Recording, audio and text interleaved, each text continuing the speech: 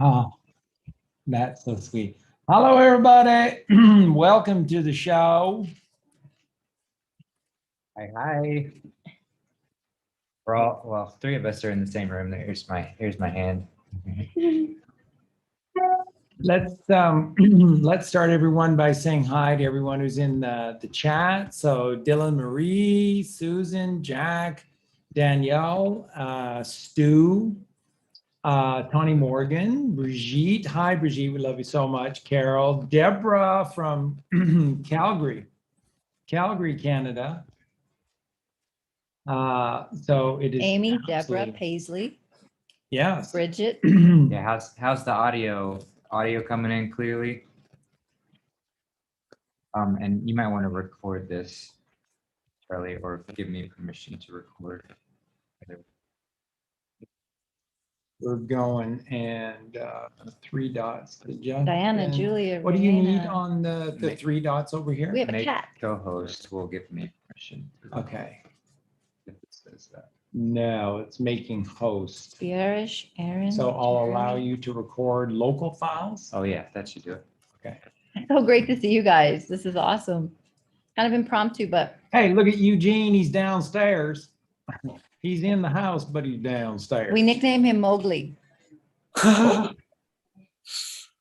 Great googly moogly Mowgli. Great googly moogly Mowgli. I think your sound is turned off on your computer. Mute. No, not your mute. Eugene, say something. Can we hear you? Yeah, I can hear you guys Yeah, we perfectly. can't hear you. Eugene, Oh. yeah. But He's muted. Well, he wasn't. It showed him highlighted. Hello, hello. Can you guys hear us okay? Yeah, so you guys focus on that. Okay. Thank you, Dylan. What did Dylan say? She just said some stuff. Oh, change your speaker to see the drop down. Yeah. Change that to your, yeah, that. Same as system, should it not always be? It Aaron says we can hear you. Okay. should work. Yeah, we should, excuse me, Justin plugged in a mic, so it changed the basic settings around here. Now, This wait, is the that, mic.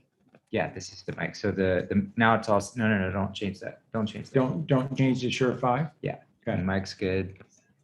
And then as soon as, I don't know why Eugene left, but as soon as he gets back, we should be able to hear him. Okay. Because everyone else hears Eugene, so it's working. Eugene wants back in. Got a full house. Hello. Hi, Eugene. Hey, Wow, there he goes. It was an issue on our end. You were coming in fine.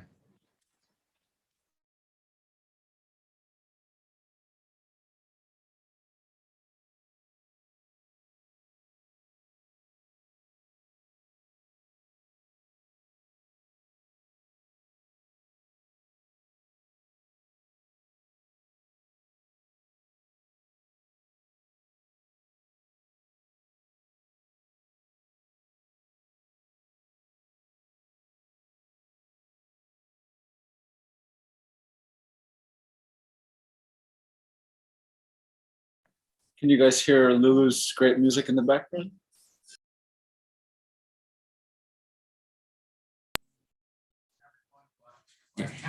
Yeah. So hey everyone, we're having construction done, and they just did a little power fluctuation, and the computer that Charlie was on just flipped off. So give us a second here, but fortunately we have all these backup computers. No sound.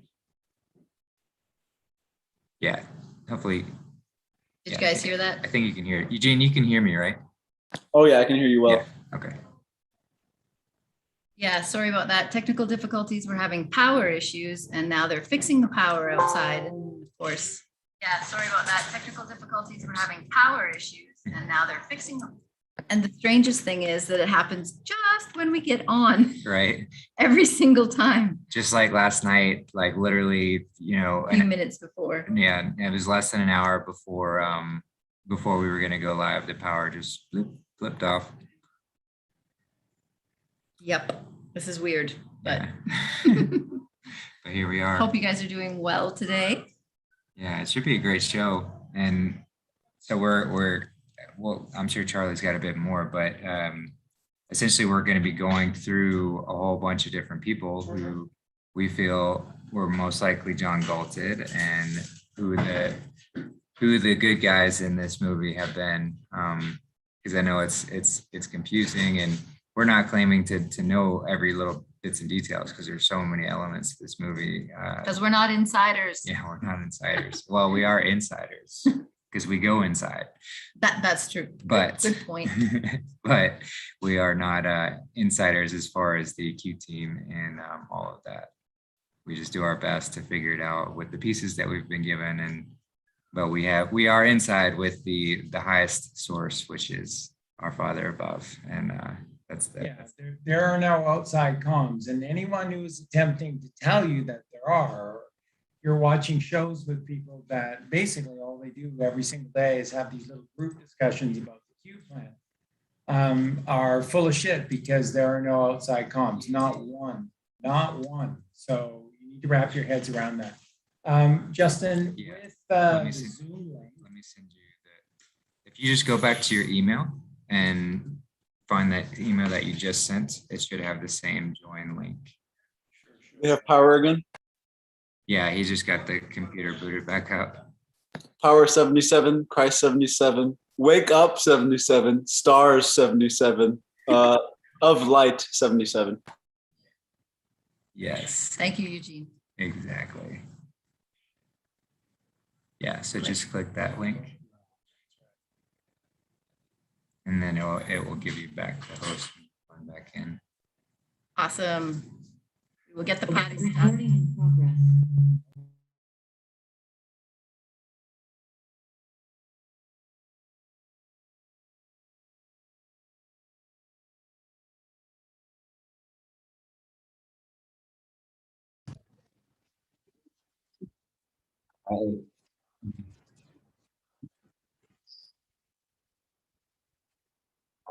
And then it might have messed up your audio settings again, so just go back to those in Zoom. Seriously can't sit down without this dog. To go to your audio settings. okay, where are we? Well, I'll just go, yeah. Here. So change your microphone. No, not that. Yeah. This is the Shure 5. Yep. Okay. No, it should be good. Excellent. Can you guys hear us? We're back. Episode number 17. Is it really? It is of our breakfast time chat series, which many of you may not know, but it was a going concern in 2019 and 20. It was fun. They're great. It's Colleen's brainchild. So it was wonderful. So we missed you last night, but had a bizarre situation with regard to the power going out on a perfectly beautiful, gorgeous evening, perfect temperature outside. And it was going to be for a really wonderful evening and a beautiful fire. So everybody stayed. We had the fire. We just missed you guys so much. So We did, but we did have a wonderful conversation. We really did. And it was powerful. It was fun, right, Eugene? They did. I was helping the electrical guys, CFE. I was helping TV. They were going like, well, where's the problem? Going, it's always here. It's always this location. It's always here. Come on, hurry up. Let's get this done. So they were having a wonderful conversation, which is great. So let's get this party started. Let's get this party started. So breakfast time chat number 17. So what does it mean to be John Galted, and who are the good guys? And Where did John Galt start? yeah, so this goes all the way back once again to Ayn Rand. And as Colleen and I have shared with you for 4 years, that Fountainhead and the Atlas Shrugged trilogy are two of the greatest books ever written. I would put both of them within the top 10 of the 10 best, most important books ever written. They're brilliant. And so when you really take a hard look at what's been going on, either the Q plan is so incredibly modeled after Ayn Rand's mindset, or Ayn Rand was absolutely read into this. Now, remember, Ayn Rand's family came from Russia, and they escaped communism in Russia, and they were all in with the White Russians, which are the Tartarians, which are the Aryans, and basically what Ayn Rand's father and mother and Ayn Rand all believed in was sort of a very pure Adam Smithian outlook towards economics, which is that you don't need rules and regulations per se. You just need the entire system to be ruled by the hands of God, not the hands of man. If Adam Smith powerfully wrote in his treatise on economics, is that if economics does fall into the hands of greed, lust, and violence, the hands of man, then you can rest assured. In what did Adam Smith say? It won't matter if it is purely, right-wing capitalism, or if it is purely middle-of-the-road socialism, or if it is far-left communism. It'll all fail. It'll all fail if it's left to the greed, lust, and violence of the hands of man. And so at the end of the day, that's what Adam Smith said, is that you need to have righteous men and women who are making righteous decisions where everybody benefits. And this is the world that Ayn Rand believed in. And when they came to America, this is what they were hoping to find. And when Ayn Rand came to America, what she found out was that these rich and powerful people, like the Rockefellers, who were the arm of the Rothschilds, the Rockefellers, who are the Khazarian mafia in America, weren't geniuses. They weren't brilliant businessmen. They were just criminals, and they were connected to a system that had essentially exercised a stranglehold over the entire earth with regard to the financial system. So she knew it was a fake. It was a fake and a phony, and that really, really burned Ayn Rand. And so from that moment on, she just wanted to see the system crash. So you see how Ayn Rand is hand in glove with the Q team in the White Hats, hand in glove. And remember, again, her family escaped out of Russia. They were all in with the White Russians, and they escaped communism because they knew what communism stood for. And Ayn Rand exposed that in all of her stories. So in the trilogy novel, which is called Atlas Shrugged, the feature character is someone named John Galt. And so the main sort of writing ploy through the first two books is, who is John Galt? And that this name was circulating everywhere because someone was coming along and encouraging the best, the brightest. So this is a meretricious system. The best and the brightest, those who possessed real genius and whatever line of intellectual property, exercised through genius. And John Galt quietly, privately, secretively approached each of these individuals and said, there's something better. I'd like to show you something better, and I'd like you to be a part of something better. And so remember, in Atlas Shrugged, the purpose of all of this wasn't to selfishly create a breakaway society and only the special ones were allowed in. This is not what some people allege with regard to Atlas Shrugged. It's not the case at all. The whole point was to show, because you can't tell people, you have to allow them to see it, was to show people that there is a better way, that there is an incredibly better way. And so that behind the scenes in a place called Atlantis that was being hidden magnetic electrically behind essentially a force field, a magnetic force field, was being hidden away within the Rockies. And here was this headquarters of these righteous men and women. And what they were interested in is the full fruition of the gnosis that came to them, the ideas that they held completely true to, and then the full unleashing of the brilliance of the system. Now, remember, these are meretricious systems. These are systems that are created by the best of us for the best functioning of our society as a group.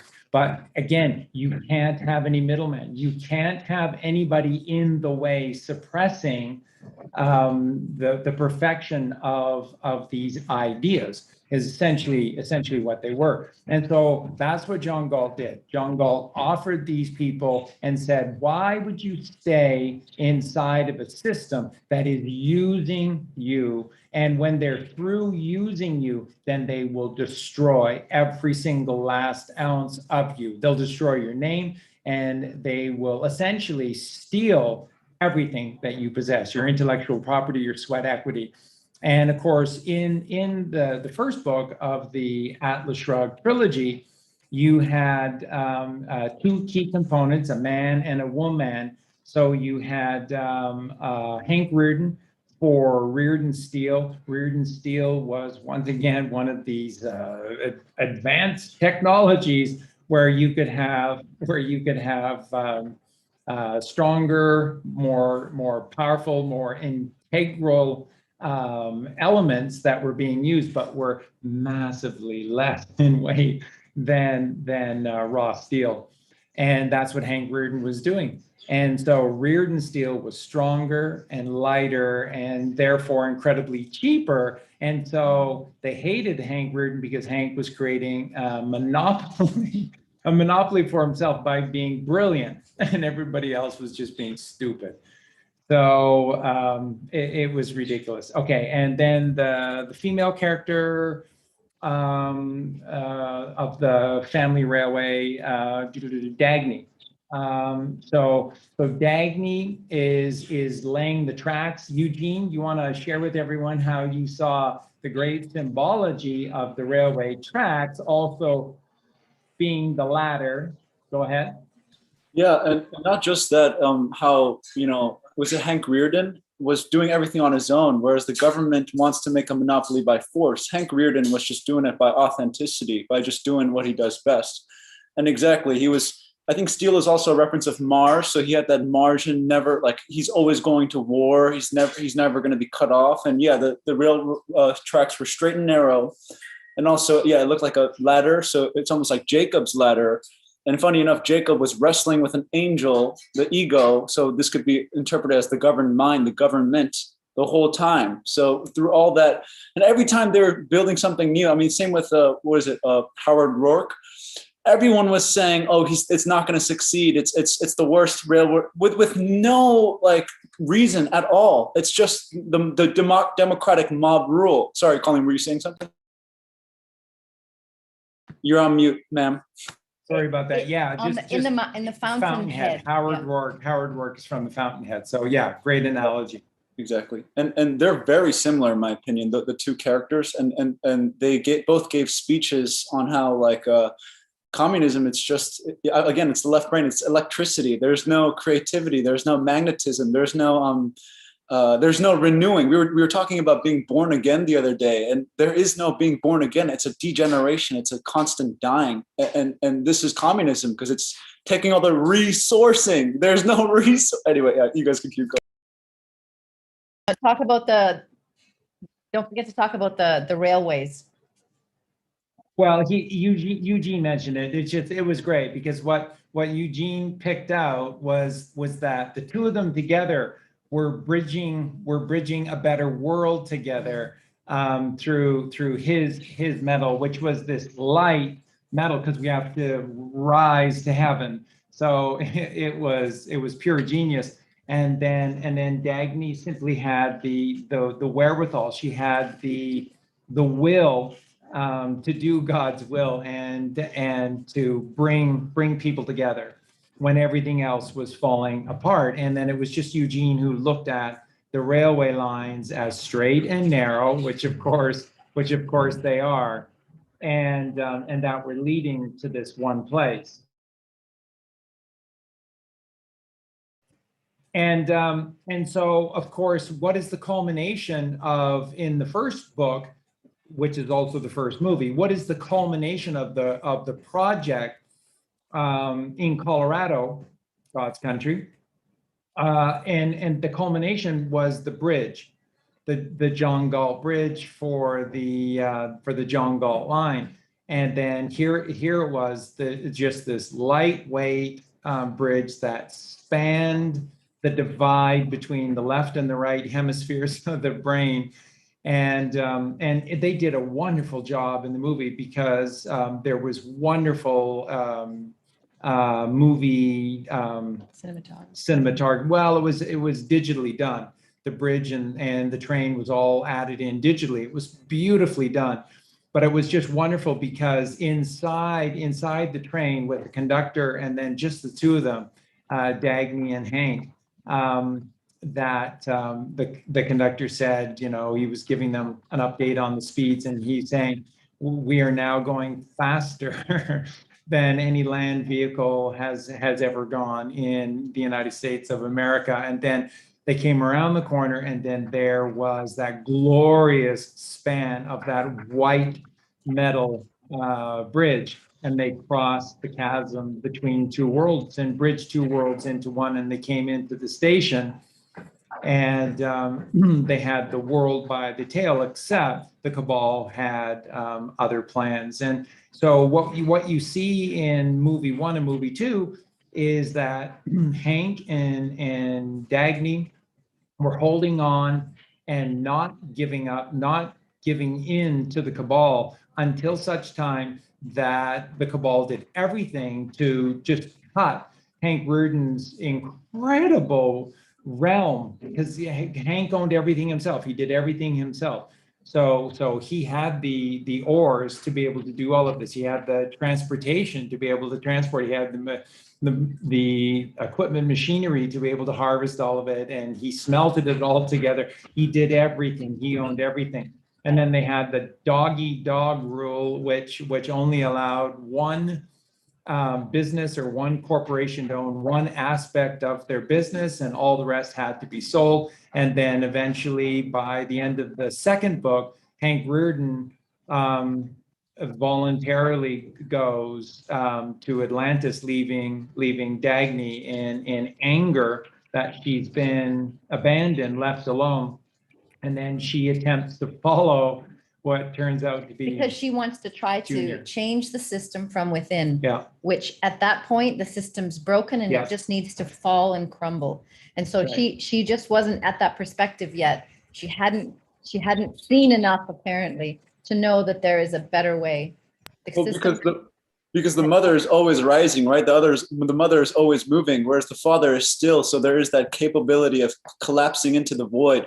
And also, before we jump off of metal, it's funny how you said conductor, because metal conducts, doesn't it? And we were talking about how the conductor said, we're going faster than ever. We're conducting more than ever, which is magnetism once again. And that metal comes to 51, because when you said metal, it just sparked. I was like, what is metal's gematria? Metal 51, Mars 51, saved 51, Michael 51, great 51, wave 51. Please keep going. Beautiful. So, but I have to interject here that, oh no, okay, keep going. I'll do it No. later. I'll do it later. Are you sure? Yeah, Kiara? yeah. Okay. So that's what we just wanted to point out is this very important overview, essentially, especially to Atlas Shrugged, and that behind the scenes you had John Galt, who is John Galting people to Atlantis. Now, The again, meretricious people. they always attempt to paint Ayn Rand as an atheist, didn't believe in God. No, she didn't believe in bullshit religion. She absolutely knew of the creator. She was a white Russian. Of course, Ayn Rand was all in with God. And that's why you see in everything that she ever did was completely connected to this higher gnosis, higher truth about God. And that's why everybody wanted to play Howard Rourke in The Fountainhead. And that's why everybody wanted to play John Galt in Atlas Shrugged, because these are two of the most devout, authentic, Immovable. that's right, immovable loggerheads, What's that?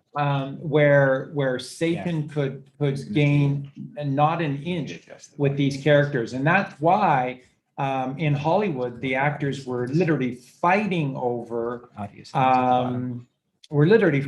get the lead roles in these movies. And the same applies for a character like Hank Reardon as well.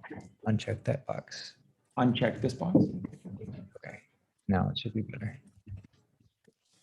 So that's sort of the background to Ayn Rand and Atlas Shrugged, and this is the term John Galted. So that John Galt came and offered something better. But again, let me just clarify, this was not to pull people away to this fantasy land of Atlantis, and that only the very meretricious ones were allowed in. No, it was to create an alternative to the system that was surely going to crash. So again, you see how Ayn Rand saw all of this and knew all of this, that there's no other way, that for whatever reason, the cabal was literally attempting to crash this system. And of course, the system, where did she base all of this? In the States, because the States was the pinnacle of this Adam Smith economics, hand of God versus the hand of man.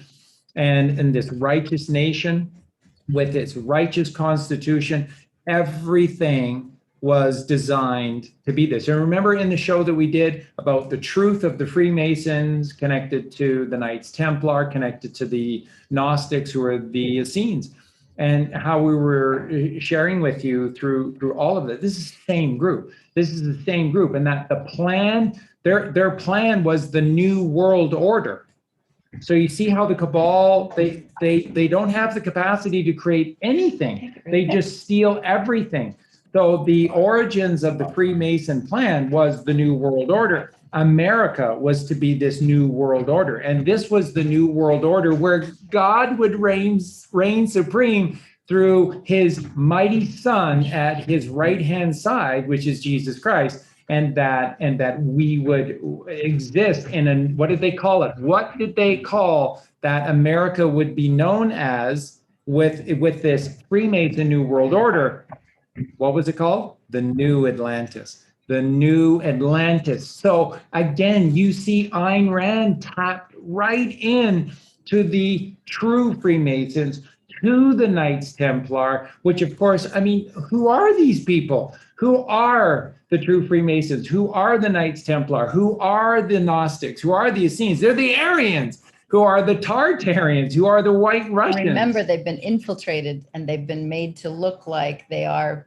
And they are now. We will, we share that as much as anybody else, that current Freemasonry has been completely hijacked, but it's been turned upside down. And so their New World Order is not to exalt America into the New Atlantis. It's to plummet America down beneath the waves where the old Atlantis is as well. They want to destroy everything that is righteous, that is goodly, and that is godly. Okay, so that's the background. This is what John Galting means. And so about 3 years ago, maybe 4, who knows now, but Colleen and I began using this term in earnest to the concept of everyone who was being pulled out of the system, or even applying it to people who were very dangerously doing these undercover roles. And so, and again, remember, the purpose is not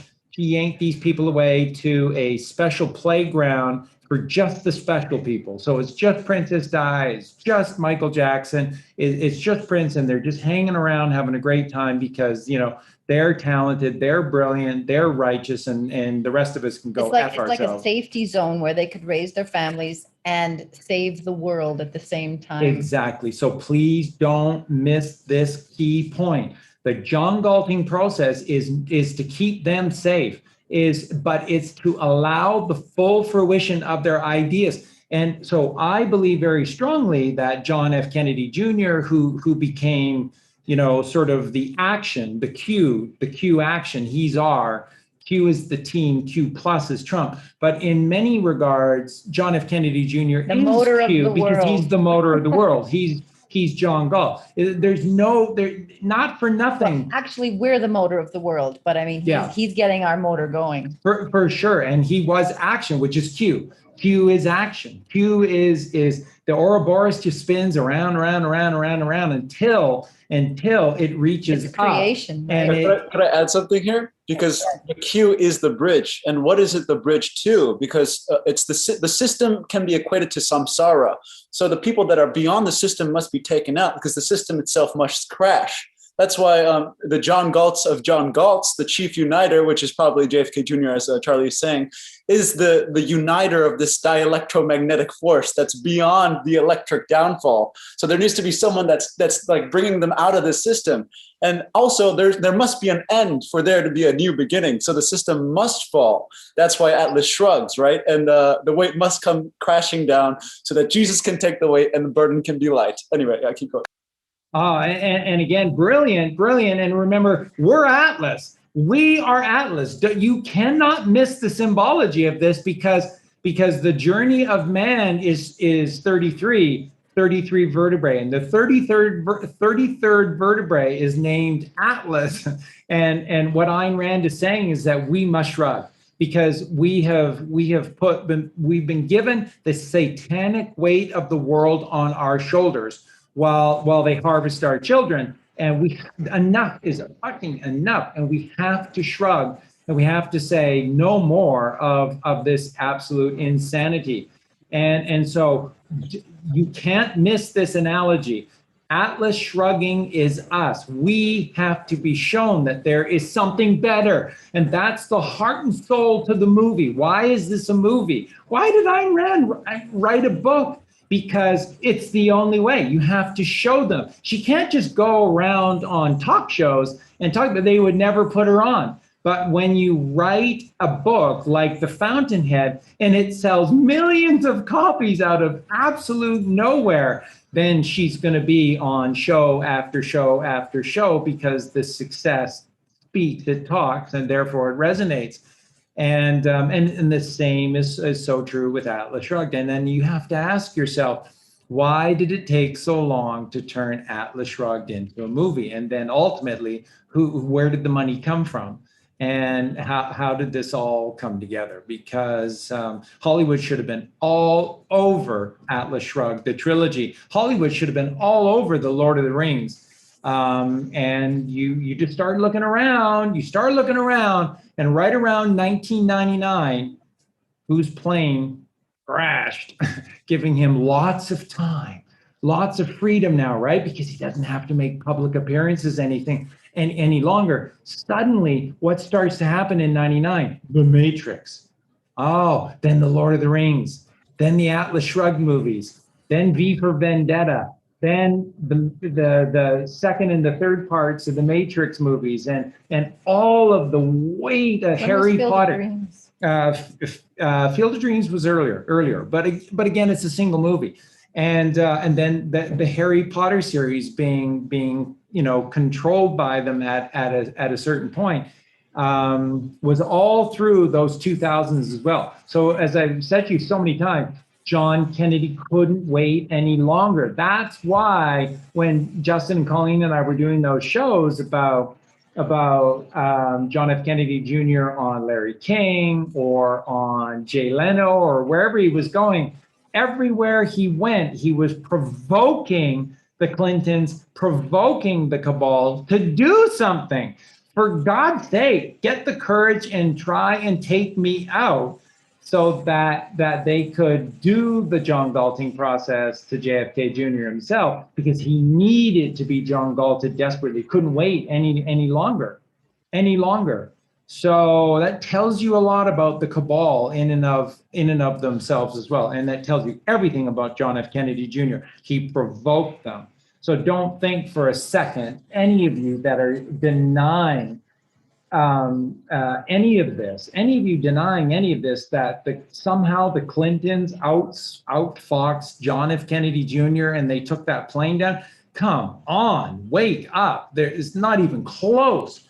And Charlie, I would also say this is a common reoccurrence where the Q team, where the White Hats use Sun Tzu. They use their card against them. So when they think they have the upper hand, that's when they start going with their plan. Yeah.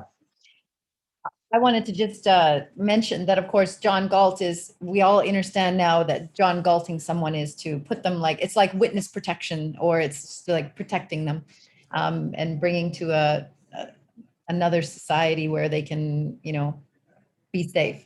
So, but remember the flip side, the most important, that is very, very, very important, because these people we're going to go through this. They're all going to be taken out. But remember, it's to allow the plans that each and every one of them had. All of them had a calling. Prince had a specific calling. Robin Williams had a specific calling. There are aspects of the cabal that affect each of us a little bit differently. They affect all of us that are righteous, that are switched on, but they affect some more so than others, different areas and aspects, and they can't stay any longer. They have to be, they're begging to be pulled out of this because they want to go 100% behind the scenes and take down this evil. Go. but the John Galting process didn't start with Ayn Rand.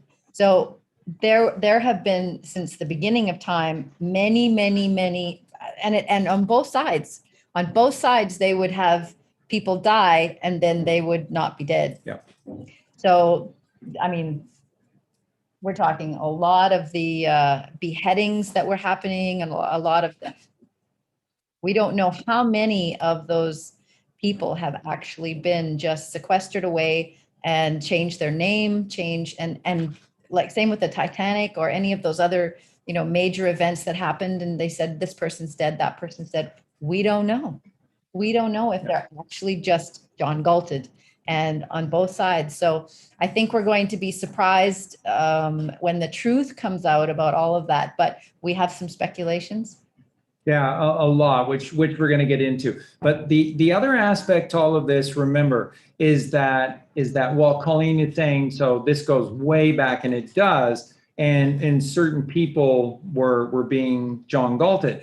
But remember, the other aspect to all of this are the undercover agents, are the ones that in plain sight were there for us to keep society as close to on the level as possible. So for example, who was William Shakespeare? Who was Shakespeare?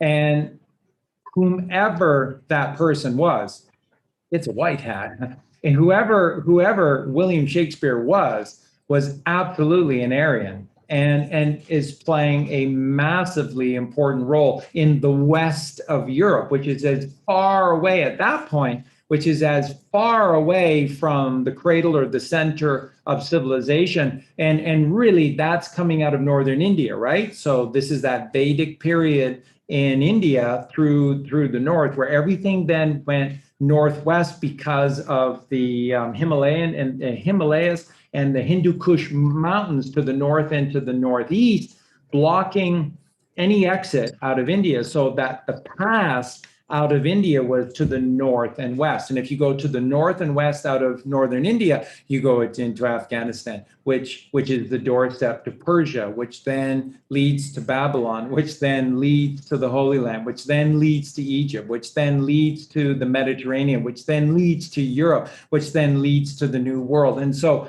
you see how all of mankind moved forward in genius and righteousness through this Vedic period in northern India to the northwest, and it went to Afghanistan, and this is why from Afghanistan through Persia, Iran, or Babylon, Iraq, to the Holy Land, as you go through this geographical footprint, you see all of these people of different colored skin but blue eyes, and the Aryans. The calling card of the Aryans is everywhere, and then everywhere you go, this is why you see pyramids everywhere. And as they came into Europe, and they went up both sides of the Adriatic, so they went the boot of Italy, but they also went the Asian side of the Adriatic as well. And going up through Bosnia, Serbia, what eventually all became combined into Yugoslavia, obviously up through Greece, and into Romania, Bulgaria, and all the way up the Danube. That's why you see pyramids everywhere.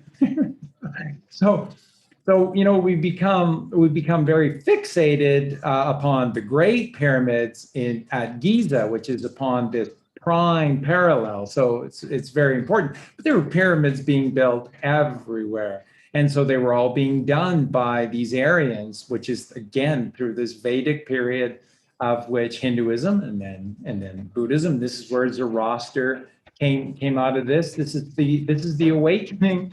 This is the awakening of the fallen man when the Aryans came forward, and they were the enemy to these unholy ones.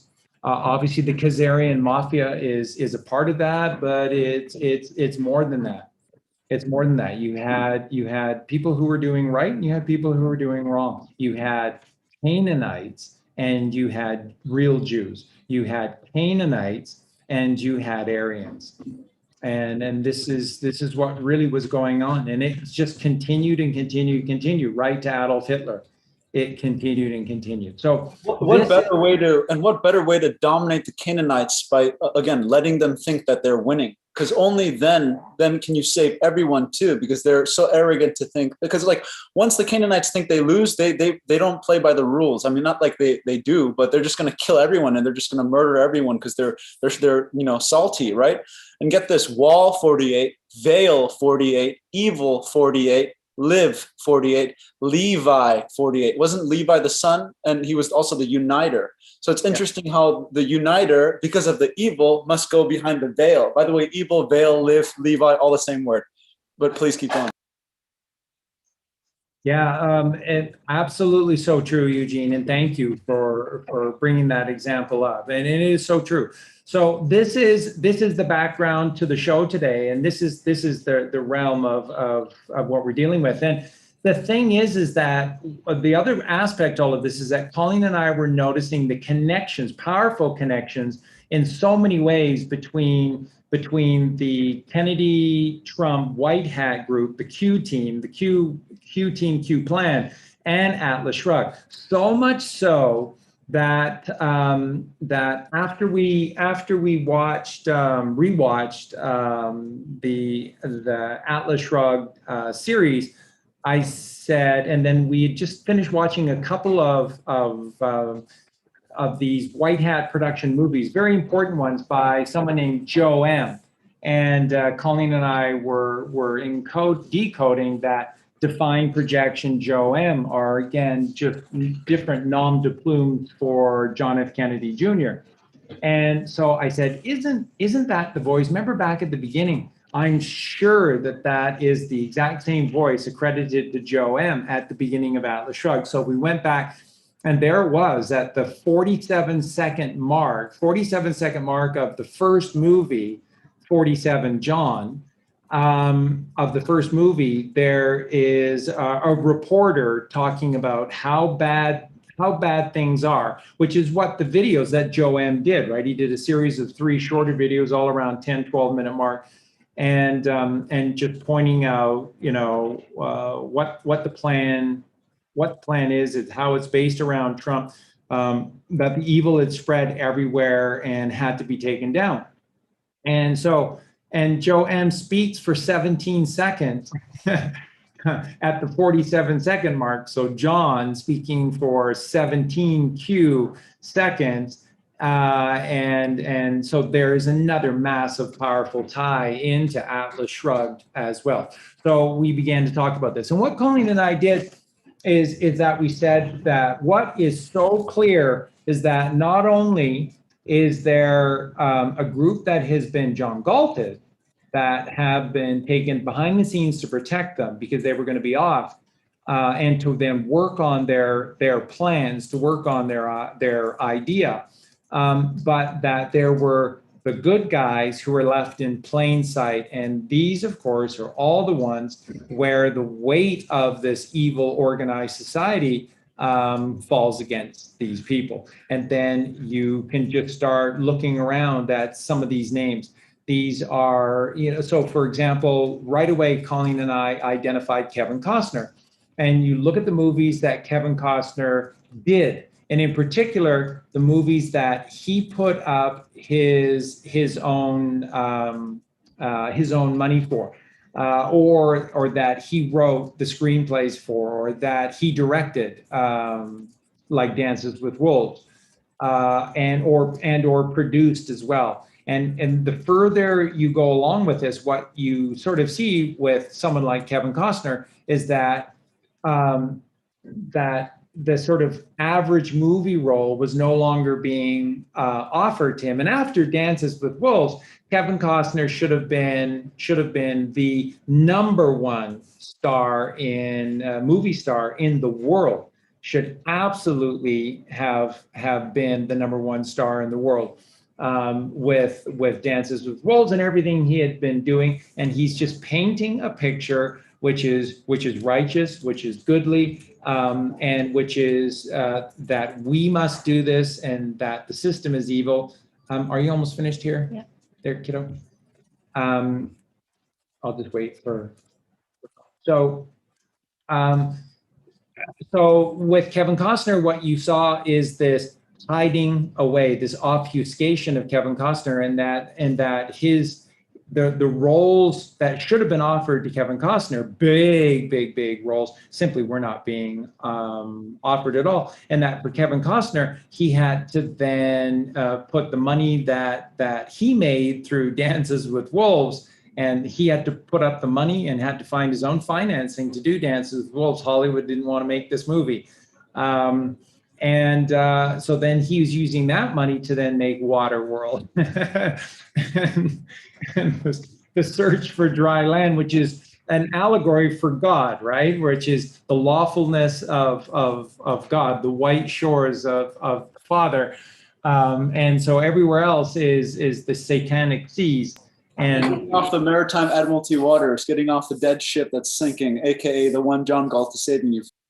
That's right. And remember, you can't miss the symbology in this, that the bad guys in Waterworld were centered on one massive ship. Does anyone remember?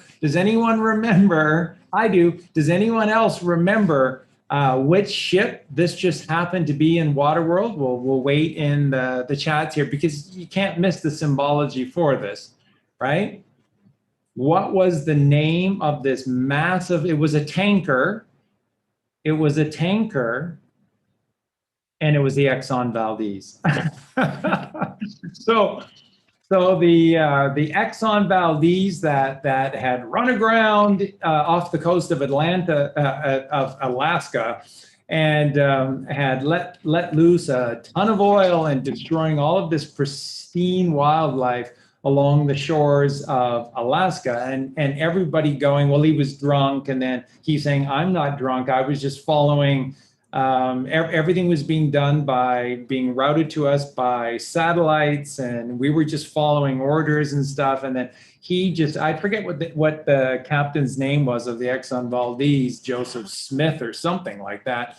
And he was just ripped apart for not going along and just being the fall guy.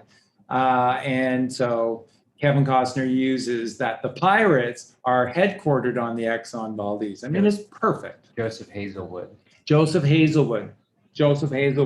And they portrayed him as a career drunk, and that it was human error, it was his fault and stuff. And then he started to fight back and tell a different story and whatnot. So it's just perfect.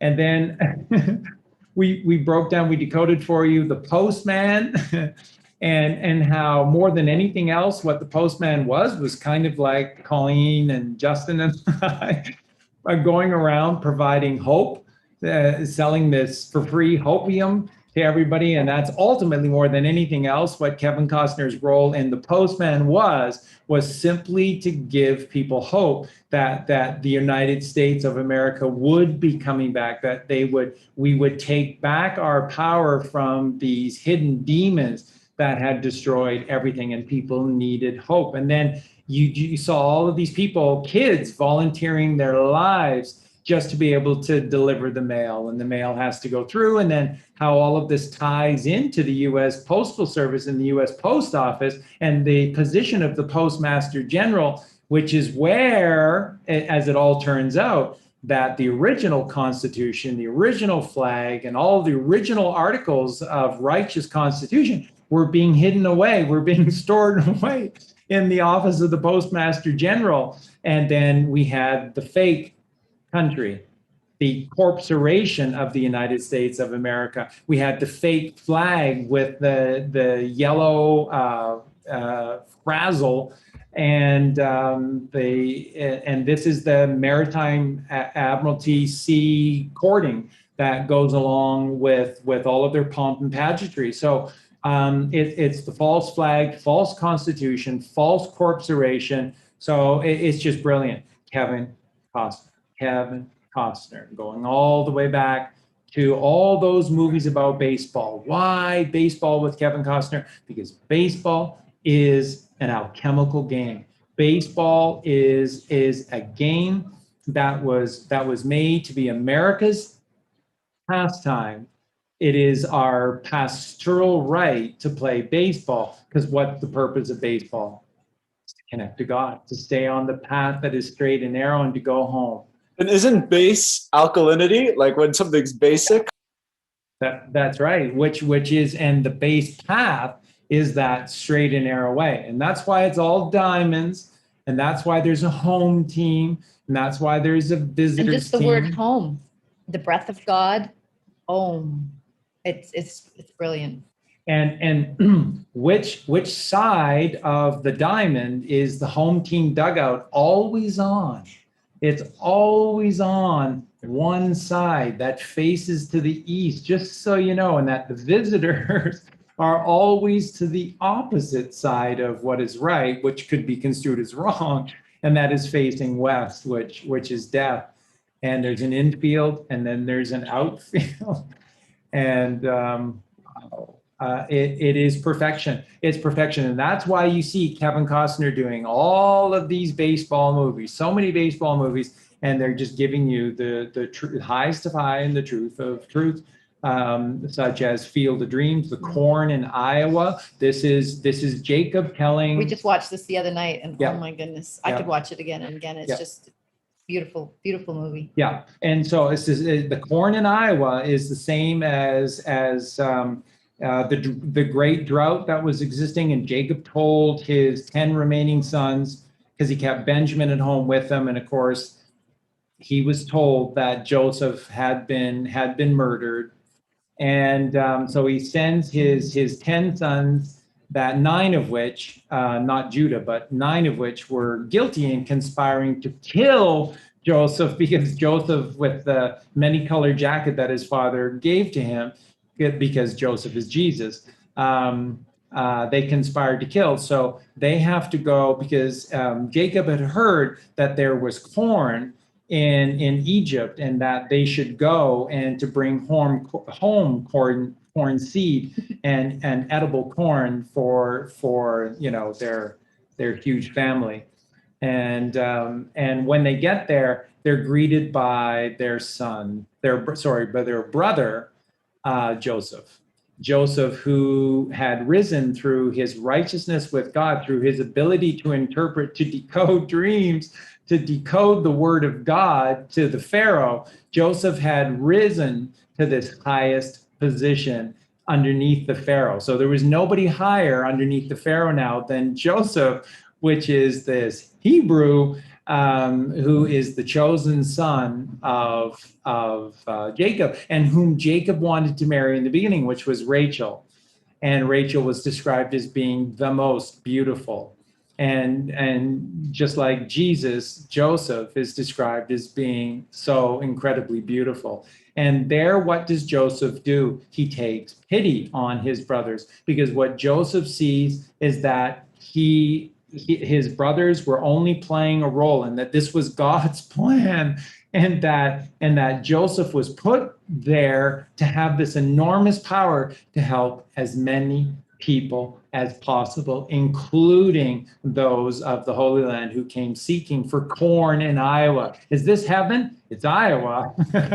I think it must be heaven then, and it is, because the corn in Iowa, the corn in Egypt, is the flowering of the pineal gland, which was Joseph, which is Jesus. So it is so beautiful, and it's biblical, and all of this ties in together. So there are good guys that have done perhaps even greater work, certainly more. I think they will get less fanfare for it as a result of staying within the system. And they have taken the brunt of the blows of the cabal. And these are the ones like Kevin Costner, like Mel Gibson, and like Keanu Reeves, who have stayed and have been these lightning rods for righteousness and for goodness. And they have helped so many people. And you go around, and this is what we talk about, decoding all of the songs and stuff. You go around the music world, and you just see this family that all grew up of God. And when you look at them behind the scenes and stuff, they're all wearing crosses. A lot of times they don't wear the crosses on stage live or during the videos, the making of, or DVDs or whatever. But when you see them behind the scenes and all of this, they're just, oh, wow, it's incredible. So you're looking at this group, and so you see Donald Fagen and Walter Becker from Steely Dan. You see Boz Scaggs, how they're tied. Michael McDonald, how the band Toto is tied to this, and that's David Page, who were the founding members, David Page and the Porcaro brothers, and Jeff Porcaro. And then Jeff Porcaro, amazingly, the best drummer in the world, dies in 1992 from a bizarre incident with an allergic reaction to a bee spray. He had bees on his property, and he sprayed, and he had an allergic reaction to it, and it happened really fast, and he was dead like that. Or did Jeff Porcaro scream to be John Galted? And when you start listening to interviews with all of this family, and by the way, they're all tied to Michael Jackson and the Michael Jackson Thriller album. So that's what gives you clues, and that's what we do. We go back and we look at Exactly. where are the clues, where are they saying to us, that they are, and Michael Jackson himself, and just even the name of his last tour was, This Is It. I mean, there's just clues everywhere, and the fact that he was friends with this Dave, and then Dave, it's just like so bizarre. All of this was just so bizarre. Yeah, so when they had the tribute concert for Jeff Porcaro, everybody who showed up at the press conference and then to perform this incredible night of songs that were all done as tributes to Jeff, the amazing Jeff Porcaro. Because what did they describe Jeff Porcaro? He was like God incarnate, and everywhere that Jeff Porcaro went, he raised you up, because his energy was so infectious, and the whole Porcaro family is so righteous, it's ridiculous. And so when you look at everybody who showed up to perform, and we're talking Eddie Van Halen and David Crosby, and again Boz Scaggs, and of course everybody within Toto, and Donald Fagen, and you go through this incredible array of stars. They're all how we describe the Christian rockers, who were all creating the rolling the rock, rock and roll. And they were all there. And they were all the ones who were there to help Michael Jackson turn Thriller into the perfect album that it was. And who was putting them all together? They all said it was Jeff Porcaro.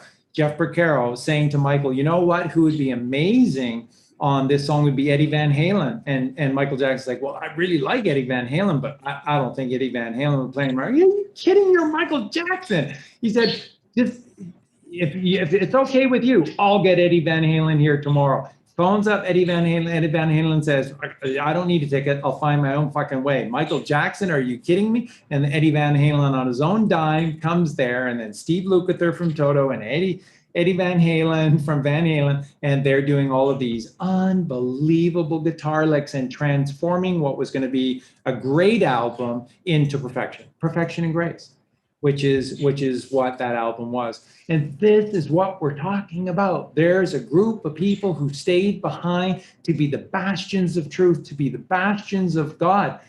And these are bands, these are actors, these are writers that just put it on the chin, because everywhere you go, the system is satanic. And so God can't be mentioned. God can't be exalted. And it's just sickening. So they have fought the longest battle. They have fought the hardest of fights.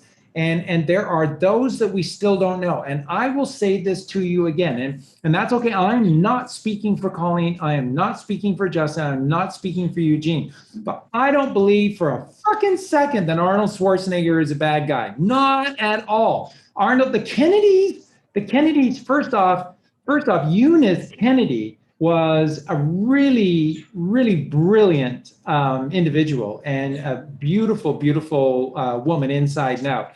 And she married Sergeant Shriver, who was a very, very righteous man. And the kids that they had, which included, who's the gorgeous girl that married Arnold Schwarzenegger? Maria Shriver. And so Maria Shriver, these are just beautiful, righteous kids inside and out. Very, very devout family. Very, very, very devout. And so there's no way in the world that they would allow her to marry Arnold Schwarzenegger. Eugene, you speak. I don't really have anything to say right now. Come on, say something. I don't know. I just always liked Arnold because it just seemed like he was breaking boundaries. Like it seemed like he was. I mean, just like being like so strong and just constantly like pushing. Like I don't know. I just have respect for people that are that are super strong and can push past what people have said so far. Seriously, you cannot shut this guy up at all until you absolutely need him.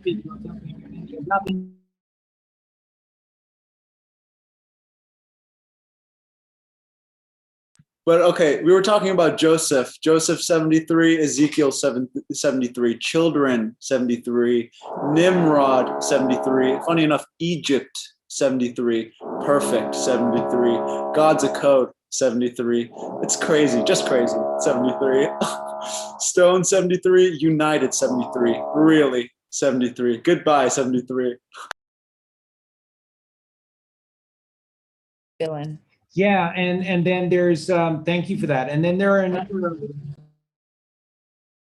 Patience 73. Thanks 73. Let's see what else is there. Sound 73. But don't worry, we're going to Paradise 73. Kingdom 73. Union 73. And that's about it for me.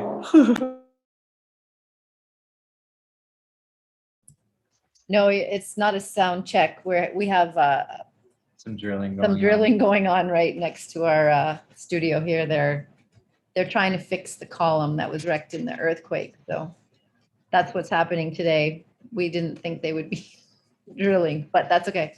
So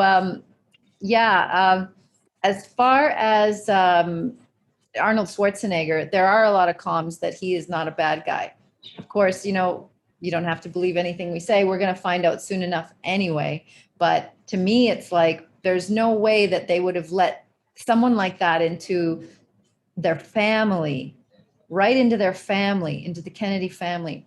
I can't even imagine. I know in The Art of War, you know, bring your enemies closer, but wow, can't imagine. Yeah, well, and there are just so many elements to this, all of this that's playing out. Oh. We don't know who's like operating as you know, has to play a role as if they're do some like bad things just so they're accepted into that sphere, so that he could be elected as governor, so that he could collect information or whatever else he needed to do. So we really don't Under the know. guise of having a sexual issue, I mean, everybody knew that he had it with sexuality was in overdrive. Right. Yeah. So we don't know all of the details and what people have been playing and who's what. So we can only speculate. Because there's deep infiltrators on both sides. So they had to infiltrate the good guys into the bad to figure out what was going on and how they could best flip the system, flip the switch. So again, you know, they say, like Hugh was saying, you know, be careful who you fall in love with, or just be careful who you choose as who's on the, you know, but they will bring that all out. And like I said before, we're just we don't know on some of the John Galting that we're hoping, but some of the things that we've discovered, you know, lead us to believe that it could be, some of them are. Now, sorry. Yeah, no, you bring up a great point, because like being under disguise is so important, because the Q team has used this over and over again, especially for like Antifa, BLM.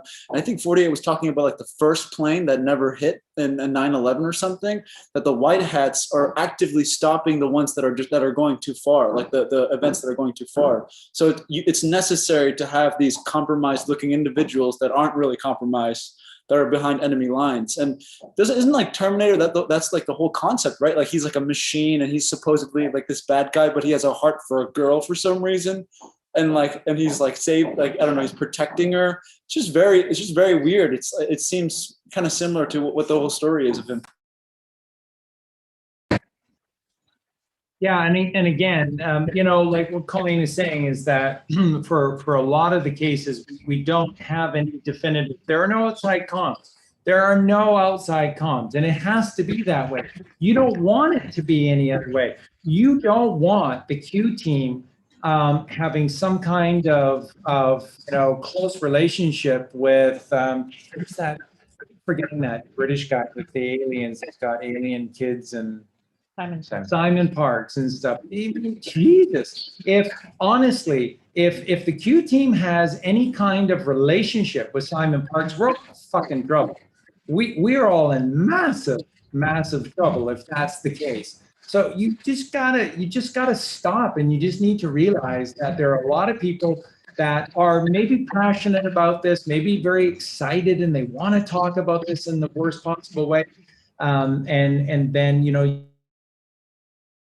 and you know, suddenly you begin to take yourself seriously. Maybe you start to make yourself believe that some of this stuff is true or whatever, but it isn't. There are no outside comms, so we don't know. However, Colleen and I, we don't mention any names to you unless the boxes are being checked powerfully. We're looking for signs, then we're looking for connections, and we're looking for confirmations, and we see them all the time.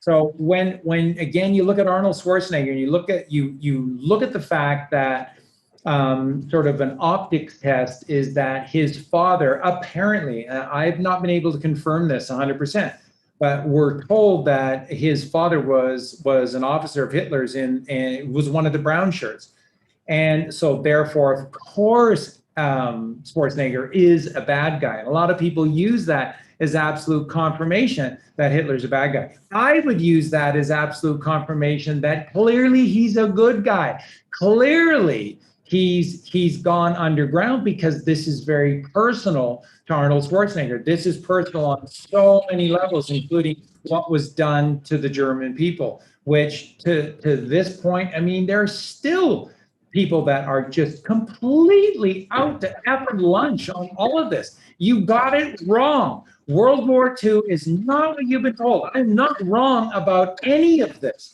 I'm telling you the absolute truth. And again, if you look at whom else within the truth community looks at this stuff with me and says, "No, Charlie, you're absolutely right about that." Santos Bonacci is 100% knows the truth about Adolf Hitler in Germany and the real story about the Holocaust and who the Holocaust happened to, which were the Germans.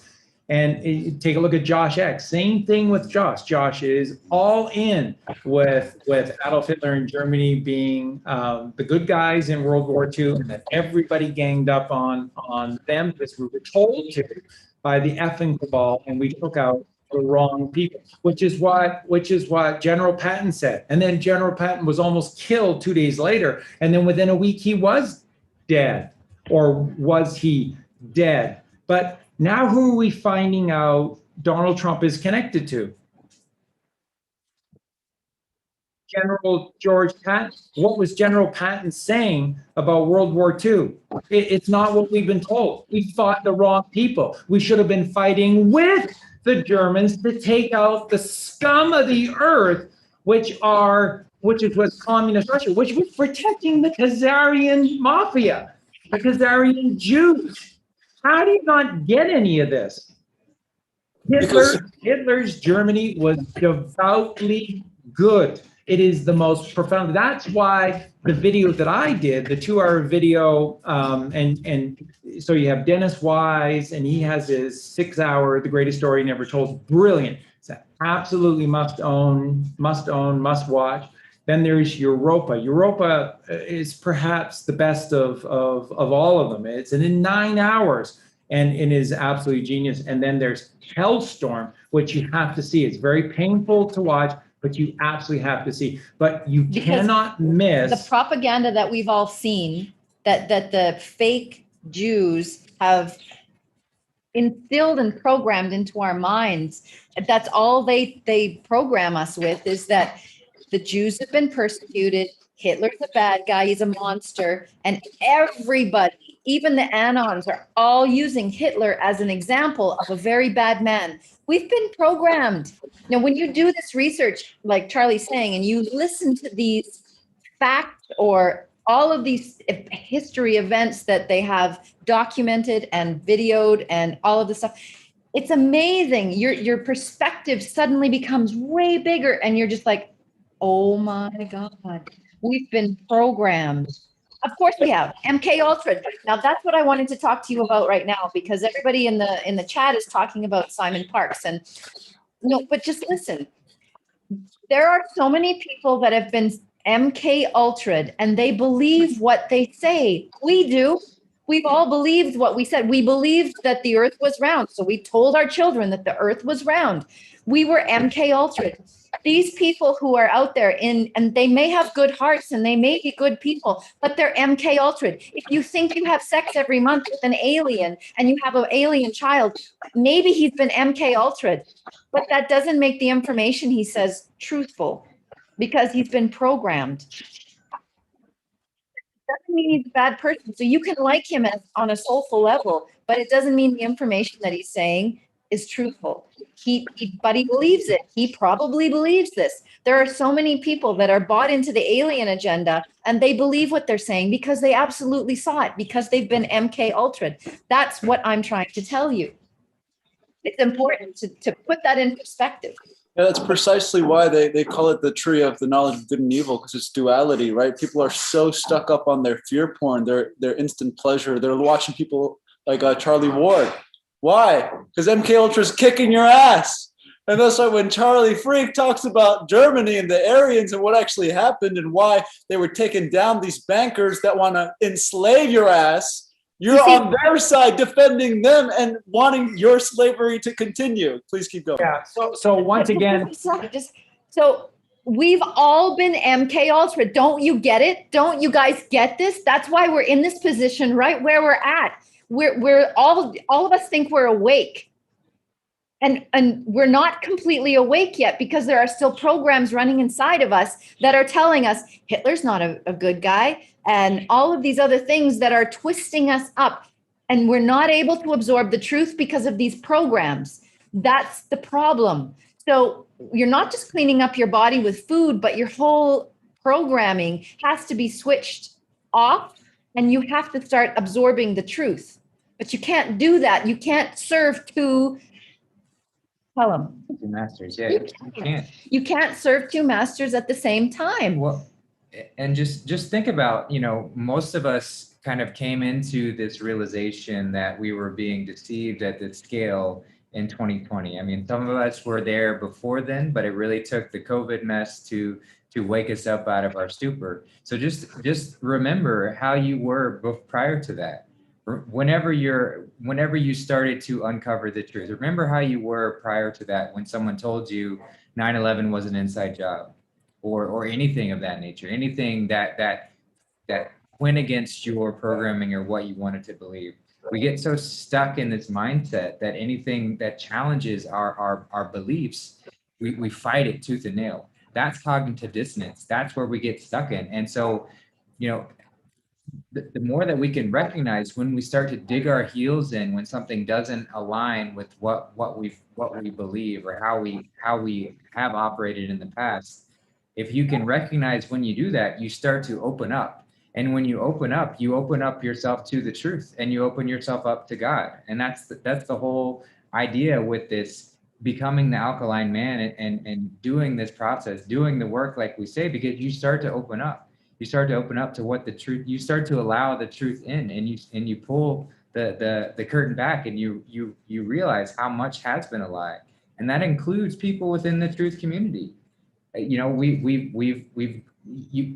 get so far, like, we realize that everything's a lie, and then we start latching on to other idols. We start latching on to other people. We start latching on to, and they're designed to be there to grab hold of you and tell you these lies. So remember that there's so many layers to this deception that we all have to work through. And if you're just going to dig your heels in and get angry whenever someone challenges that, it means you have a lot of work to do. So just want to throw that out there just to echo what Colleen's saying, because it's so that we pay attention to this. Yeah, go ahead. Sorry. Yeah, that brings up such a great point, because what's even more dangerous than someone who doesn't even follow the truth in the get-go is someone who says, I am a truther, yet believes in all these lies. Like what do you call it? Arrogance coupled with, whatever. It's just the worst combo. Yeah. It's a journey, right? It's a journey. When you're changing your food, your whole lifestyle, it's a journey, and we are transitioning. And it happens the same with information that we have to deprogram, and to just boot that shit right out of your mind. And it doesn't happen in a day for some people, and it does for some others. But it is a constant process, and we have to have an open mind, but not so open that, you believe everything that comes around. You have to have discernment, and that's really important. But yes, we are being lied to by people, by so many snakes, but you have to be able to just go straight to God. And that's why we're doing all of this work, just to clean up our systems, our entire, everything around us. And like Charlie said before, we had to throw everything out. It was a completely clean slate. We couldn't trust anything we knew. Once again, this is not for naught that Colleen is saying this, and this isn't just a cute little expression. We threw everything out. So where Colleen and I get frustrated at the vast network of the truth community is they're all fucking lazy, and they're all taking the bulk of their truth as hand-me-downs from somewhere. And I would suggest that most of this comes from Coast to Coast radio, AM, Who's owned by? which was started by the cabal and eventually owned by the Bush family. But this was We're going to trust that network? I don't think so. This is the first network of truth or alternative alternative information was was Coast to Coast Radio. And again, started by the Rockefellers, eventually owned by the Bush family itself, Coast to Coast Radio. And what did Coast to Coast Radio specialize on more than anything else? Aliens, aliens, aliens, aliens, aliens. It's all aliens. And remember, every time you have somebody who pushes the alien agenda, even if they're the spiritual ones who are saying, no, we're not talking about always these scare you with the lizard people. No, we're talking about the blue chicken people, or we're talking about the Palladians. We're talking about the good ones. Doesn't matter. What they're pushing on you is the same thing, which is that you are a worthless sinner. And you see, that is the bread and butter of organized religion. That is the bread and butter of organized society. They own you when you're just a worthless piece of shit and somebody else is going to save you. So this is all about Donald Trump. Make Donald Trump the hero. It's all about John F. Kennedy Jr. Make John F. Kennedy Jr. the hero. This is all about the Palladians and make the Palladians, your hero. It's all about, General Patton, and Patton's going to come back and shove an Uzi down the throats of all of these bad people, and he'll do it. He'll be our savior. You have to become your own savior. We have to fucking wake up, take back our power, realize that we're all children of God. Now, look, when I teach, this is why it's so important to teach the truth about Jesus Christ instead of the Catholic Church lie. That's Jesus Christ. The Catholic Church lie, which is the spiritual community lie about Jesus, that Jesus is a really soft, weak, passive, half masculine, half feminine kind of character. And the big thing about Jesus, so great, is that Jesus just loved everyone. Everybody had their own truth. Jesus was totally okay with everybody having their own truth. Some people a little bit more of this, some people a little bit more of that. But Jesus was he was love. He was light and he was love. And Jesus loved everybody. What fucking book are you reading? Because it sure shit isn't the Bible. He was in your face if you told a lie. Jesus existed for one thing and one thing only, which was to teach the truth. And more than that, he was Q. So Jesus is the original Q because he was action. He's the bridge between two worlds. He's not just the teacher, he was the doer. He's the one that made this bridge to heaven. And now we have to get there. But what does the Catholic Church do to diffuse the miracle that is Jesus Christ? They say, he is actually God. He's not even Jesus. Or there is no God, and it's just Jesus who was portraying the role of God. And then it's always just monoism. It's always just oneism with them. And they squeeze either, depending on how you look at it, they squeeze either Jesus or God out of the equation completely. There's just one. And that what we are, God only knows, but it isn't worth much.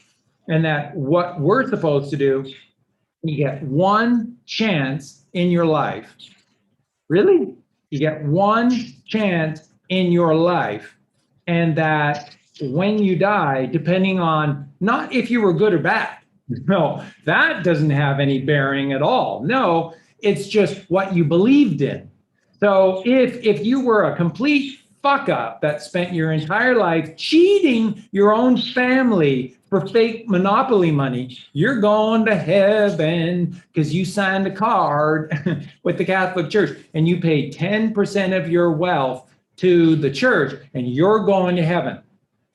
Sorry, what did Jesus teach? Stop sinning. Go forth and sin no more. Do you not know that you will do greater things than I? And on that day, you will go directly to the Father. You will create that conduit to the Father. He's telling you, and remember, this is why the chrism oil is so important. From the age of 12 onward, then all of us, not just Jesus, not just the Jesus bloodline, all of us from the age of 12 onwards are secreted the psychophysical seed in the solar plexus and the milk and the honey to the pineal and the pituitary gland from the claustrum 13 times a year. 13 times a year from the age of 12 onwards, you were gifted the psychophysical seed, baby Jesus, and then Joseph and Mary, the fertilizer that fertilizes Jesus to life, and then Jesus travels up your spine for 33 years or vertebrae. So what? So that you can just do nothing and drink beer the rest of your life and rip people off in business deals because Jesus is going to do it all for you? Why would God create it that way unless it was about you? It's always, what did Jesus teach? You. You have to will get do off greater your ass. things. You will do greater things than I. If you get off your ass and do something about Do the work, this. and there's never going to be a problem. Everybody who pushes the alien agenda is pushing the exact same bullshit, which is that you are a worthless sinner. You're a fuck up. We're a bunch of fuck ups. We can't save ourselves. We're hopeless and useless, and that there's chicken people that are going to come and save you, or there's Palladians that are going to come and save you. I don't want their help. You shouldn't want their help either, because if it comes to that, what have we earned? Nothing. Why is baseball God's game? Why is it our game for God? Why is baseball so freaking hard? Why is it that you're a Hall of Famer if you fail 7 out of 10 times at the plate? If you hit 300 for your career, you're a guaranteed surefire Hall of Famer. And you failed 7 out of 10 times. What does Kevin Costner say when he's asked about baseball? It's hard, because if it wasn't, then anybody could do it. Life is hard because you're supposed to earn this. Don't you get it? You are special beyond description. And this is the forging of the fire that transmutates you from a child, weak, helpless, into the light of the world. You are the light of the world. And if you don't shine your light for others to see, then nobody's going to do it. And all the cabal was trying to do was just squelch your light. And they only had to implant ideas into our brain that we weren't magic, that we weren't love. We aren't God's children. We're amazing. We're absolutely amazing. We absolutely are. And just really quickly, a couple of things. I'm going to pass it back over to the boys. Remember that I just had to go outside for a sec. But with regard to Arnold Schwarzenegger, if his father is part of the brown shirts, that's a really good thing. And that powerfully shows you that Schwarzenegger is willing to take on the greatest risk, the greatest role, to go undercover, to be portrayed as an absolute monster to help take down. And he's a strong man, both of body and of mind. You know that if you spend any amount of time looking at any of Schwarzenegger's characters, they're all kind. They're all unfailingly kind. That's why he can do all those shows with children, because he loves children. He doesn't eat them. He loves children. It's so easy to see. And that he is very strong of mind, very, very strong of body, but he's very, very strong of mind. And this is somebody who just said from the beginning, I want in to take these monsters down. There's no way in the world the Kennedy families would allow a monster to marry Maria Shriver. There's no way. But Maria Shriver was really great friends with Oprah. So Maria Shriver obviously is really, really bad. No. Major, powerful couple, Hollywood couple, big friends with all Hollywood people. Maria Shriver got into journalism. She was great at what she did. It brought her into the news world. So she was behind the scenes within the news world. And then her and Arnold had connections. Everybody wanted to be their friend because, my God, it's Schwarzenegger and a Kennedy, and the most beautiful Kennedy.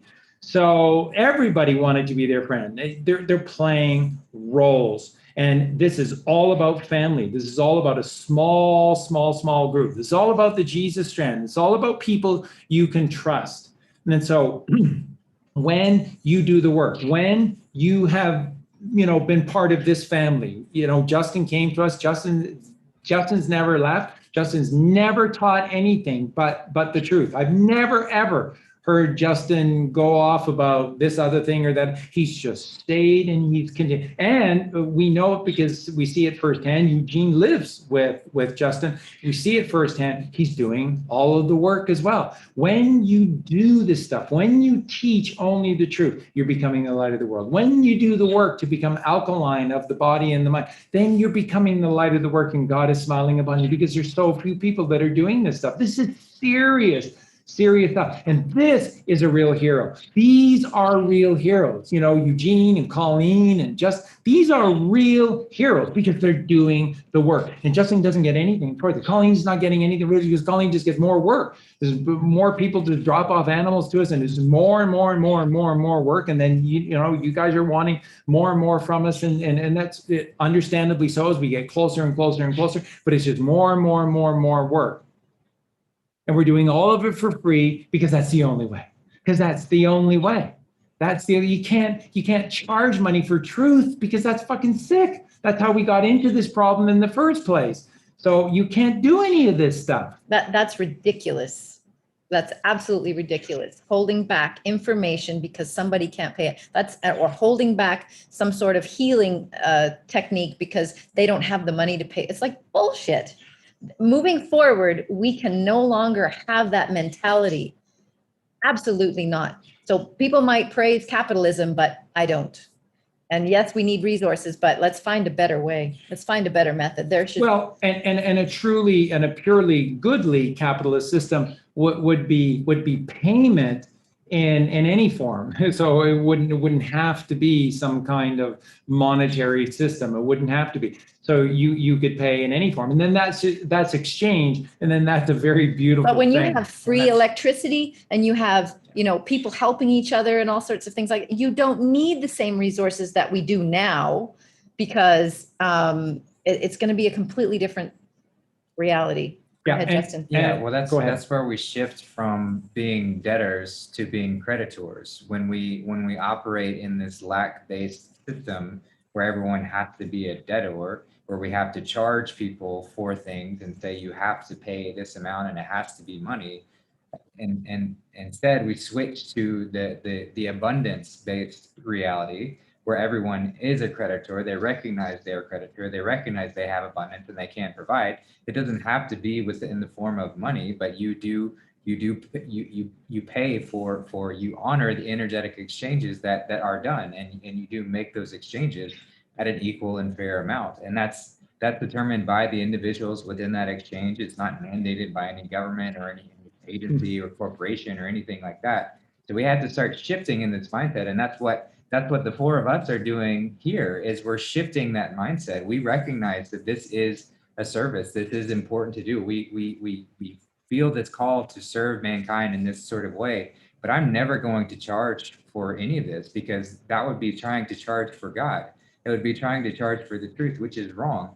And so I want to shift towards that creditor mentality, where I am a creditor. I am providing what I have in abundance, which is just this ability to speak and be and operate in this sort of way. So I'm operating as a creditor, and I invite any and each of you to operate as that creditor in any sort of way.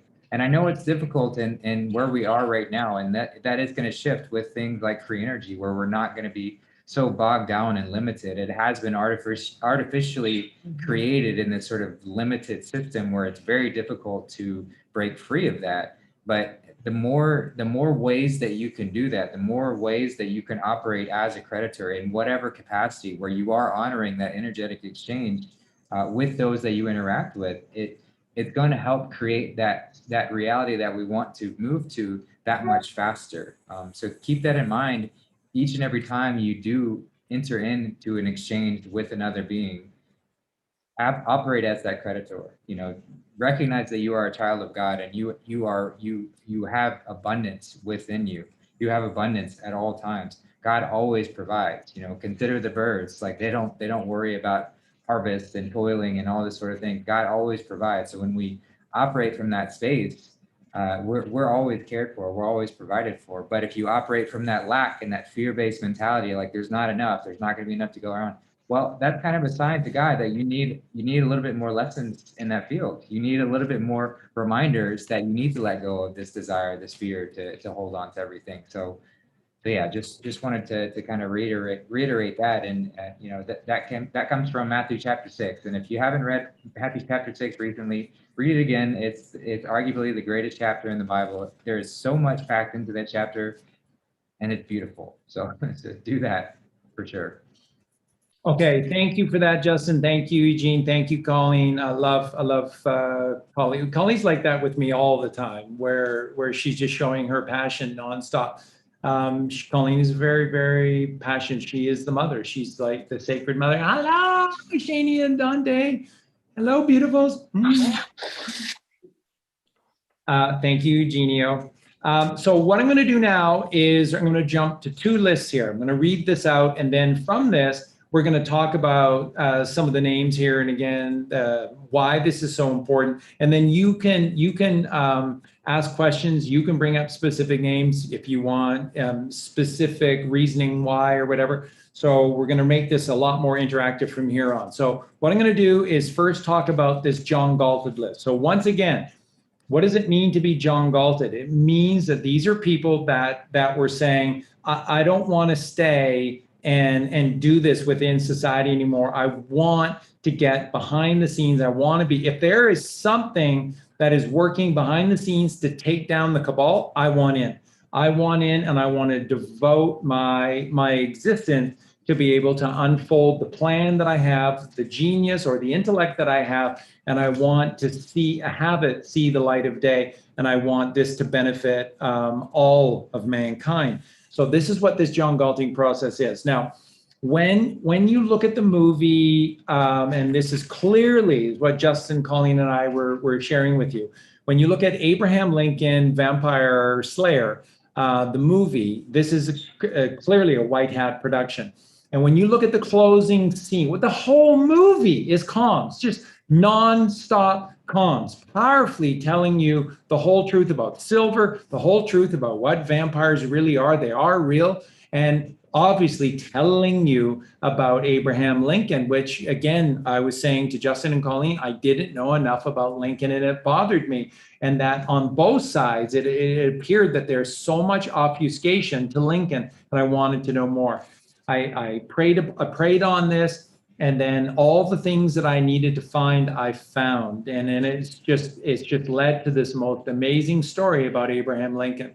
But when you look at the closing scenes of Abraham Lincoln, Vampire Slayer, Hunter, what you see is that when Lincoln is going to the theater, and he has a final conversation with his friend who forcibly was turned into a vampire, but a good man, he's warning Lincoln about that this will never stop, and that he's now simply made himself as public enemy number one to them, and that they must remove him, and that Lincoln, tip of the cap, was aware of this. And then we see from the window of the Oval Office, we see Lincoln enter into his little hansom cab to be able to go to the theater. And so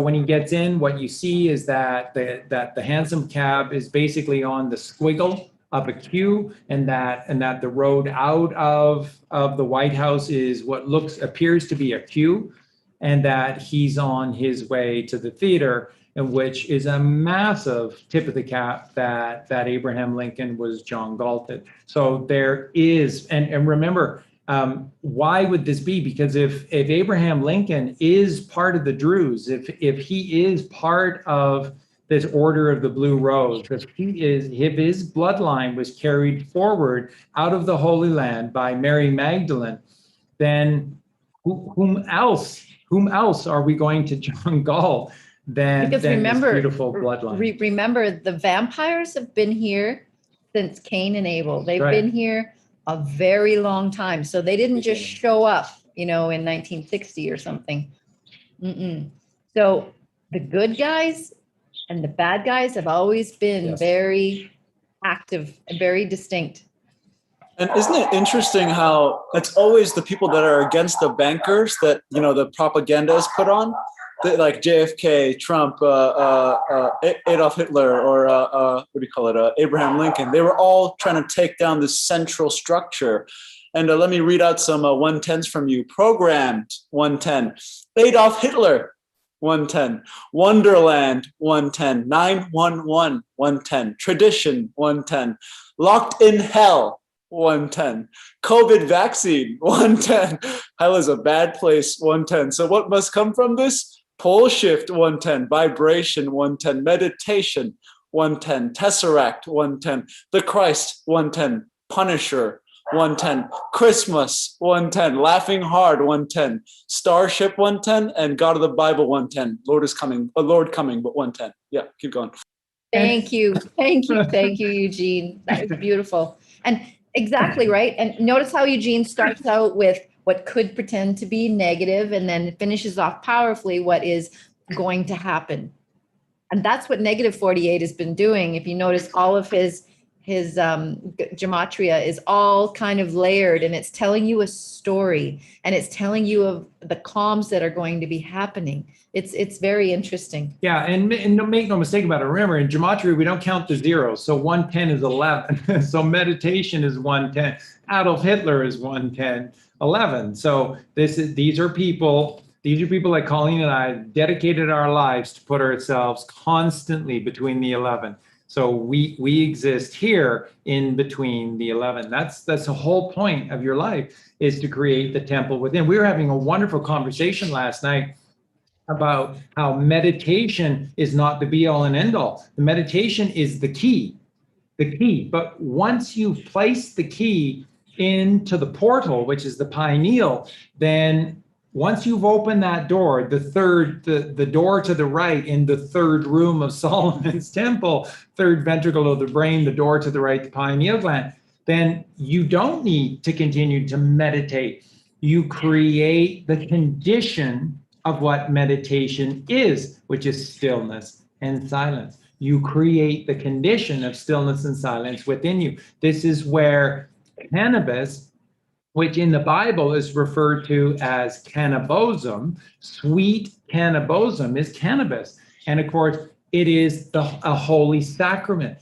And it is the holy sacrament of incense, which gives you inner sense, because the sweetness of cannabosum, or the burning of cannabis as incense, it helps to remind you of why you're here, who you are, what you're supposed to be doing, which is to stay here. You stay in here. When somebody comes to visit you, you see them, you greet them from here. You don't go out there and chew the fat or get 3 sheets to the wind. You go out and you're going to suffer. You're going to know pain and you're going to know suffering, because that's the dualistic reality of the out there world. We must go within ourselves. We must stay within ourselves. And this is how you control the left brain. So we're not getting rid of the left brain. The left brain plays a very valuable role. Facts, figures, and logic plays a role, but just a role. It's just a piece to the puzzle. When you let it rule you, you've destroyed the game, because the game is the making of the puzzle. The puzzle is all about these pieces, of which the left brain is just one little part of. So it's about doing the work. It's about staying inside the temple, the 11, 110. Gematria, we don't count the zeros. So as we go through this, write some of these names down. You can refer back to it, obviously, in this. But when everything began to heat up, this clearly was in and around the event of the century, which was the Kennedy assassination. So make no mistake about it. They were going to kill JFK. They had to. And they had already figured out that JFK was of this bloodline that they've sworn to destroy. So anyone from Jehoshua and Mary Magdalene has to die in their eyes. And again, you see, I don't want to get into this bit of a segue, but you see how they get it wrong, that it has to be the blood and nothing else. The blood is very, very important, but it's simply showing us, like Aragorn in The Lord of the Rings, the Númenóreans, that this is a bloodline that kept alive, not just the teaching, but the doing of the work. Because remember, like water, blood is information. And it's the information that is inside, encoded Yes. into us, right? So you can imagine how the evil has their encoding of evilness inside of them. Yeah. It's the same with the righteous. So when they talk about a bloodline, it isn't that, I mean, these people have done the work. So they were the regenerated man. Yes. So they've been the regenerated man. They have that information coursing through their entire system. But we can get there too. We will just have to remember. But And it's the what's the essence best is way? inside of us. Yeah, what's the best way to get there? Well, if Jesus could teach, if Jesus could teach you himself, then that would be the best case scenario. So you see, Jeshua and Mary Magdalene are very real, and they did the work. They existed, and Jeshua was torn to bits because you can't allow this to occur. And what Mel Gibson does such an incredible job in The Passion of the Christ is showing you that the elders of the Church of Zion in Jerusalem, this Hebrew faith or religion, the elders of the church in Jerusalem are the same people that are running things today. It's the Catholic Church. They constantly remorph themselves into evil, and whatever form evil needs to do. Just like the righteous ones constantly are transmutating themselves into the Freemasons because now we're not wearing robes anymore. So now it's suits and ties. And so everything begins to shift and it begins to change. So this is what you're saying. And it is, as Colleen said, it is a battle between good and evil, and it's from the beginning. But remember, it's about doing the work. The blood of this line is so important because they've kept doing the work alive. They've kept the traditions alive. So it's not just that they're teachers, they're doers. That's Q. That's why this group, this Jesus strand is at the heart of the Q team. They're It has able. to be. They're They're the ablers. Q. Mhm. They're Q. Q is action, is the bridge between two worlds. Q is a bridge. And that means that these are the people that can build the bridge. They're the Hank Reardons and the Dagny Taggarts of the world. Not the parasites that are just That's there right. to merely suck the essence out of everything good because That's they right. can't create their own anything. And we've met people like that, right? Yeah. You know them. They're all around. They've forgotten their magic and they think that they need to get life from someone who's living because they're dying. Yeah, so when we talk about a bloodline, it's not And because Sorry, go ahead. Go, Justin. so it's not an exclusive thing that's restrictive from anyone doing this. It's not an elitist kind of, these are the only ones that are doing it and the only ones who have this capability. No, these are the ones who are showing us the way that we're all supposed to strive for. And so what ends up happening when you have a soul that's so, because we know that death is not the end. Death is just a part of this cycle.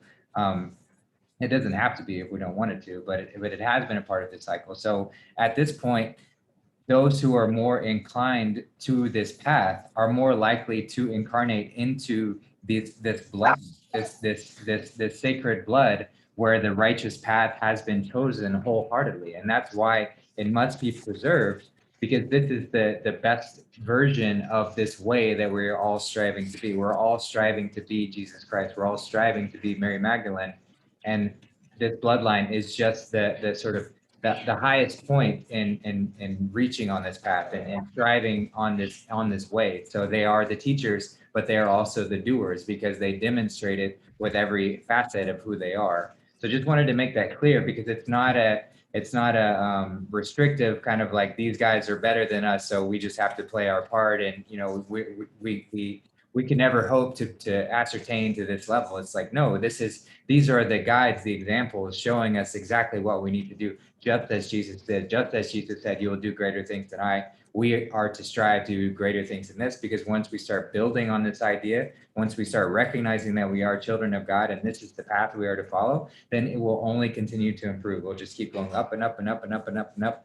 And that's the goal. That's what we're here to do. And the quicker we realize that, the better and higher we can fly.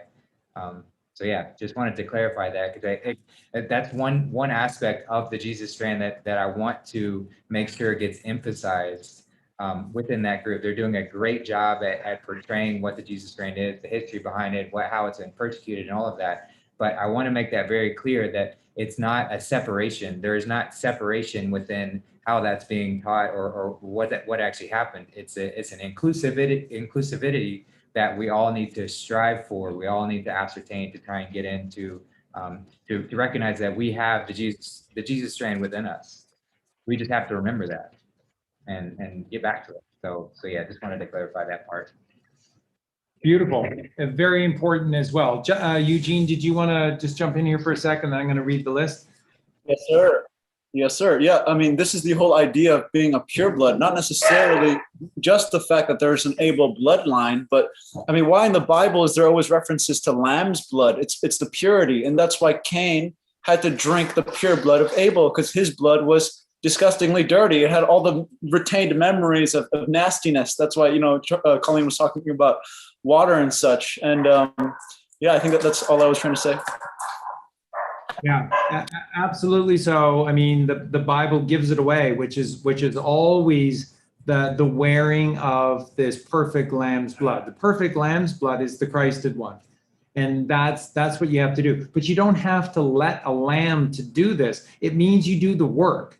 You do the work. The thing is, the death passes you over. The reaper passes you over when you wear the blood of the perfect lamb upon your brow. You do that, your brow is the sphenoid bone where everything above is heaven upon earth. So if it's activated, if you're the light of the world, if you've become the lighthouse, if you've illuminated, if you are activated, if you're activated, then death passes you over. That's wearing the blood of the perfect lamb. You have to stop reading the Bible as a literal history book. It isn't. There are aspects to it that clearly are, but that's only because it's an allegory. It's the story of stories. And people have read this and they've said, oh my gosh, I want to do this. I want to dedicate my life to do this work. I want to bring, that's the fastest, best, most powerful way to bring Jesus back to us is by people who dedicate their lives to living their life as Jesus Christ. But you have to do the work. You have to do the work. And Charlie, real quick, isn't it like Santa Claus? Could you go into that? That's why I brought up your shirt. Yeah, and again, Santa Claus, that's why the story of Santa Claus is the way that it is. So Santa Claus and his helpers, his little helpers, which is your endocrine system, which are, so the elves who are Santa's little helpers, these are all the sacred secretions of the endocrine system. Okay, and they work 24/7, 365. They work all year round to be able to create Christmas. And the idea is that Christmas comes to you every single day, not just one time a year, or it comes to you 13 times a year through the release of the chrism oil. But this is why you have the allegories of, but Santa's always watching, and Santa knows who's naughty and who's nice. So this is only for the nice children and not the naughty children. And that again is just an allegory for Christ-like or Satan-like. It's an allegory for alkaline or acidic. And that's just the way that it is. The gifts of the claustrum inside of you don't work in an acidic body. They don't. They don't. Not once, not a little bit, not here and there. They don't work. The claustrum shuts off for you. It just becomes another fireman at ground zero at 9/11. It's just a first responder putting out fires. That's all your colostrum becomes if you're acidic.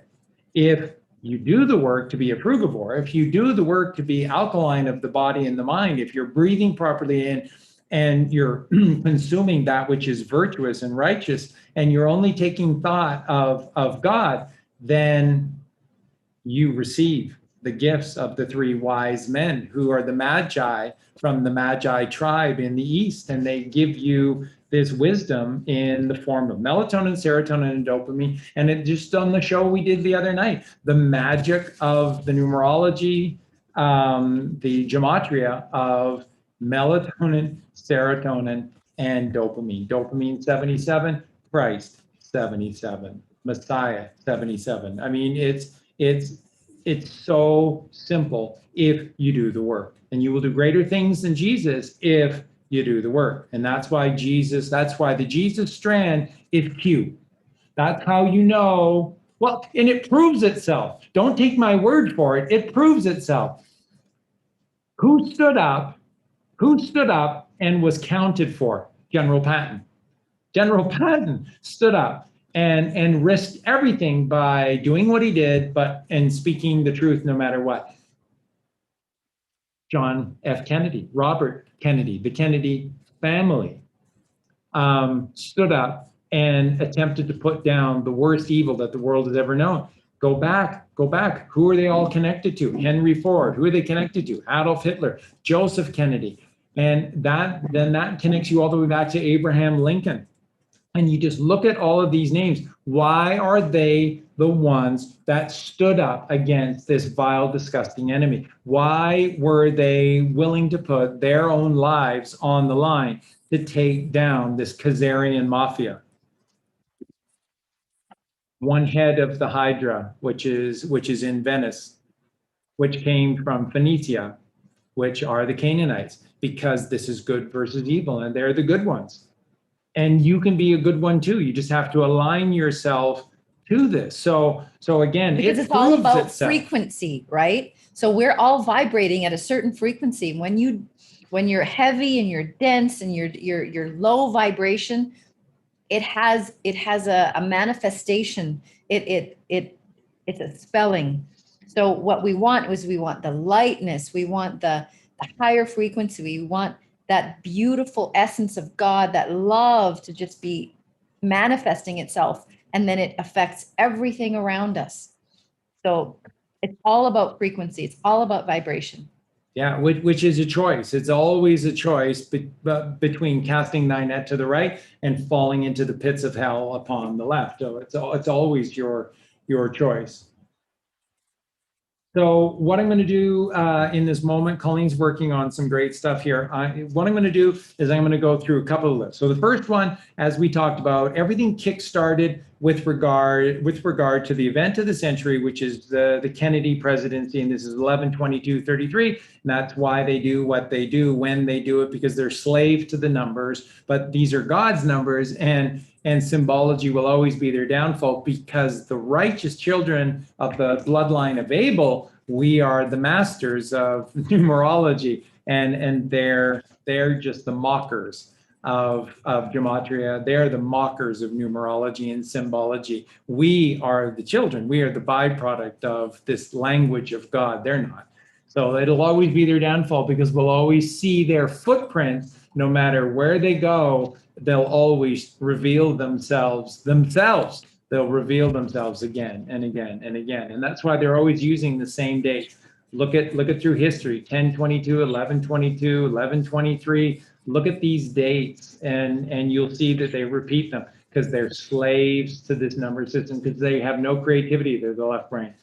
So what we're talking about here, and this would be a list of people that Colleen and I, and perhaps Justin and Eugene as well, would agree that have been John Galted. So we're talking about John F. Kennedy. So therefore, Jackie Kennedy. So therefore, what about John Kennedy's actual Christ line, Jesus strand brother, Joseph Kennedy Jr., who had that mysterious mission at the end of World War II, and his plane blew up in the middle of the air and he was lost. And then also at the very end of World War II was the eldest daughter of the Kennedy family, which was Kit Kennedy. And she had married a British Duke, I believe, British royalty, and they fell in love with one another. And they flew a small plane, and they were leaving England for France. And apparently that plane crashed as well. And so the two eldest Kennedy children both died mysteriously at the end of World War II. So did they? Did they? And if JFK was saved, there's no way in the world that they allowed RFK to be taken out. Robert Kennedy may or may not have been the true bloodline brother of JFK, but they were brothers. Make no mistake about it. They were soul brothers.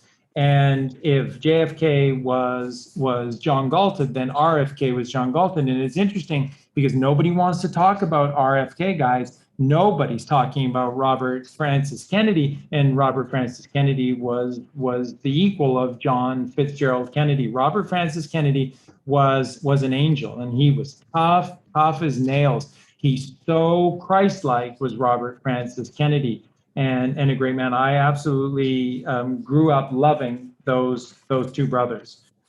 So you have to take a hard look at this. And as I said, therefore, you have to take a hard look at Abraham Lincoln. So did Ted Kennedy, was Chappaquiddick to keep Ted out of running for the presidency, and therefore to keep plan or a plot to kill him, to take that away? And then eventually, did Ted Kennedy die, or was Ted Kennedy John Galted as well? What about Joseph Kennedy himself?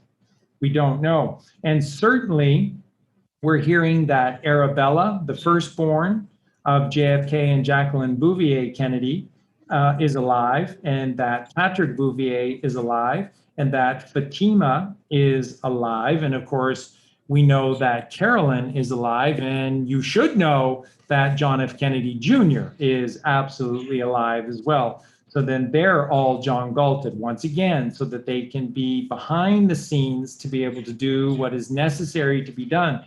So did Buddy Holly and everybody who was on that plane that fateful night when the music, Bye, Miss American Pie. when the music died, the day that music died, And I was singing. remember in Ayn Rand's novel, she talks about taking the motor from the world.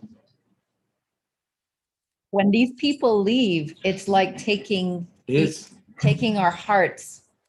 It's amazing. It's amazing how it takes the motor of the world away. It is. You can't quantify. Of the negative world. Yes. Or the evil world. Yeah. It's like they had to have John Galted Malcolm X and Martin Luther King, because look what came after them.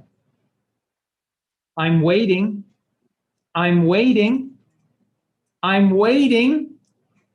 Where was that strong, uncompromising voice of genius and brilliance in the Black community after that? I'm waiting. I mean, it had to come from Denzel Washington, an actor in Hollywood, and that ilk to be able to replace. So that's what Colleen is saying. If you allow these giant amongst men to be taken out, then you can't quantify what the effect of this is. This is the thing about Buddy Holly. When Buddy Holly wrote True Love Ways, you knew at that point that they felt they had to get rid of Buddy Holly because that song was too good. It was too enlightened. It was too special. It was too Christ-like to be allowed. That's 1959. So it's dangerous. It's dangerous. Buddy Holly is dangerous to the cabal. And remember, his level of musical sophistication, Buddy Holly was doing all of this in the span of 2.5 years within a studio. So he's growing in leaps and bounds, which is what these righteous ones do. So it's dangerous to leave them in play. So Did Buddy Holly die in that plane crash? The little bopper and everybody else who was on that plane, did they actually die? Did they die? Because if you allow them to take the Buddy Hollies out of this world, we fall hard.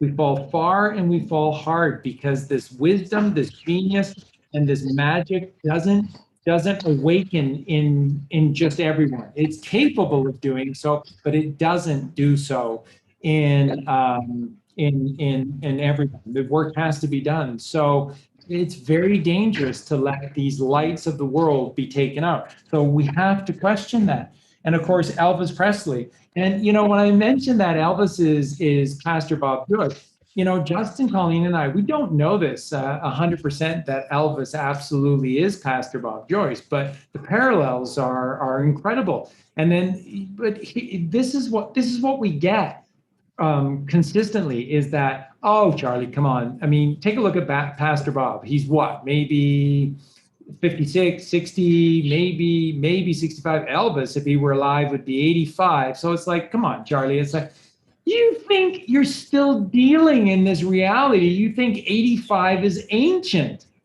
Wrong with you. 85 is a mere babe in the woods. Why do you all think that 85 is so old? Well, just look around. Yes, because you're looking around at people who do nothing but believe in lies. They eat lies. They drink lies. They live lies. Everything they do in their life is a lie, which is a betrayal of one's true self, true identity, and one's gift of freedom from God. So of course you're dying young. You're dying fast. Oh, you know, only the good die young, because you're living a lie. So you know, just you have to suspend all of your suspicion and doubt all the time and negativity all the time. Pastor Bob Joyce can't be Elvis because Pastor Bob is like 60, 65, and Elvis is clearly, you know, it was supposed to be 85. Come on, shake your heads at what's been going on. Who's Elvis Presley related to? We've heard some incredible things. Don't know 100% whether that's true or not. But again, if it is, and these are people that are doing the work and they have access to the brilliant technology that we, the bloodline of Abel, can create because we're the right hemisphere of the brain, then anything is possible. Stop doubting. Stop being so negative all the time. Open your mind. It's the only way to rise. You cannot rise until you begin to open the cup of Christ within you, which is opening your mind. Be positive. Believe, which leads to hope, which leads to your knowingness, and that's everything is in knowingness. So let's go through, continue through the list here. So we talked about Malcolm X and MLK, and then so you know this leads us into something called the 27 Club, and there's a lot of celebrities. A lot of them were musicians, but it was celebrities. And these are people that mysteriously died at the age of 27, all the way back to 1892. And classical musician Alexander Levy and Louis Chabon, and the poet Rupert Brooke, and the blues artist Robert Johnson, and Jesse Velvet and Joe Henderson and Rock and Robin Roberts and Brian Jones from the Stones, Keith Hamm from Badfinger, even Benjamin Keough, which is Lisa Marie Presley's son, which would make him Elvis Presley's grandson, died at 27.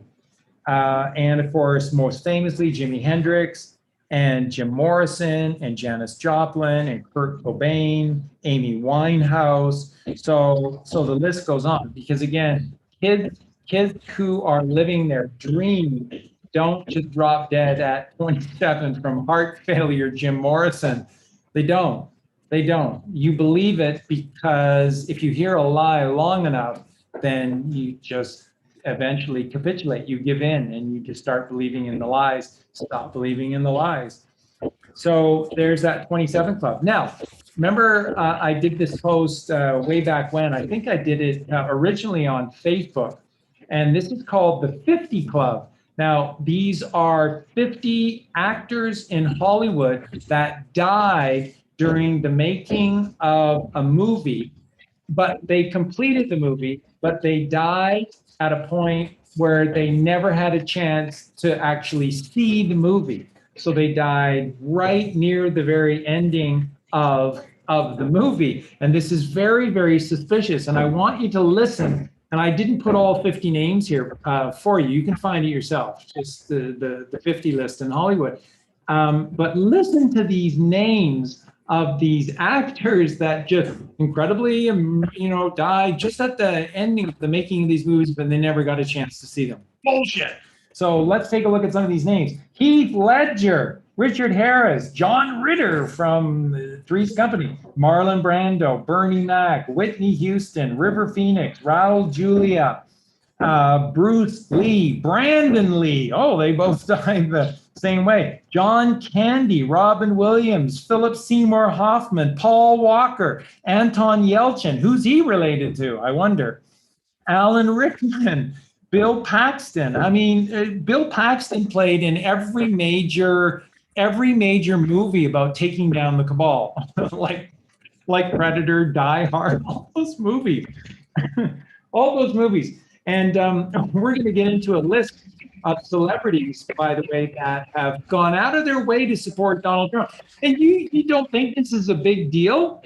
This is a massive deal because the mainstream media is owned by the cabal. So anyone who's an idiot enough to support Donald Trump and you're an actor, there must be something fucking wrong with you. Screw is loose in your head if you support Donald Trump and you're an actor in Hollywood. But Bruce Willis did. Bruce Willis showed up on the Jimmy Fallon show with a MAGA, Make America Great Again hat on, and Jimmy Fallon's laughing, poking fun at him and saying, this has to be a joke, right? And he's saying, no, it's not a joke. Donald Trump's the only candidate that takes any of this seriously. And he said, man, I thought you were a Hollywood liberal. He said, I care about kids. I care about jobs. I care about America. I care about, protecting families. So he said, if that makes me a conservative, then I guess I'm a conservative. But he said, I think that just is common sense kind of thing. It's Bruce Willis, who did the Die Hard, the Die Hard movies. Come on.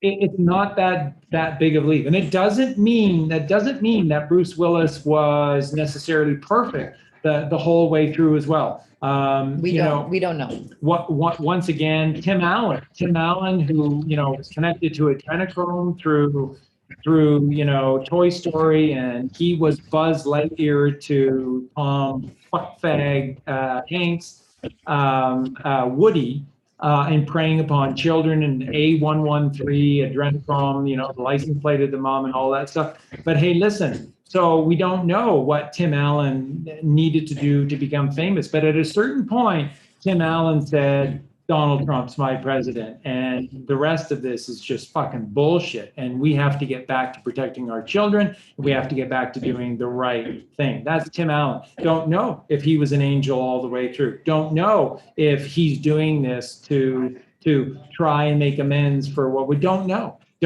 But that's Tim Allen. So also in this list, Carrie Fisher, Adam West, who is the original Batman, John Hurt. John Hurt is such an incredible actor. He's played virtually every shitty role, bad guy role there is, constantly drawing attention to how effing evil the cabal is. So that's a pretty selfless guy. And then John Hurt is part of this 50 Club as well. Stan Lee, DC Comics. I'm sorry, but in the last 20 years of Hollywood, it's like the only movies that had any truth in them came from fucking Stan Lee in DC Comics. Now, that's pretty pathetic. If that's the only source of truth you have is from comic books. Marvel Comics. Marvel Comics. Okay, thank you. Good catch. Burt Reynolds, James Gandolfini, Natalie Wood, Rudolph Valentino, Carol Lombard, Marilyn Monroe. That's the 50 club. Were they all off or were they John Galton?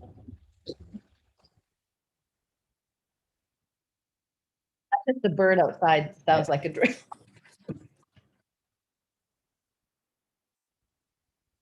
There actually is a bird that imitates the drill sound. We've heard it too ourselves. The blackbird. Okay, Eugene, go.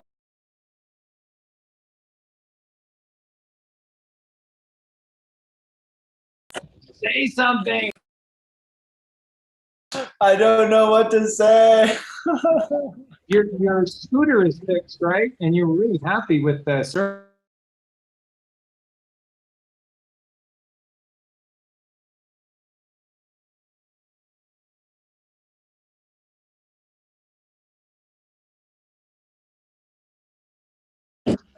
Didn't you just perfect your vegetarian lasagna, right? Adding that broccoli. Oh, the cabbage rolls.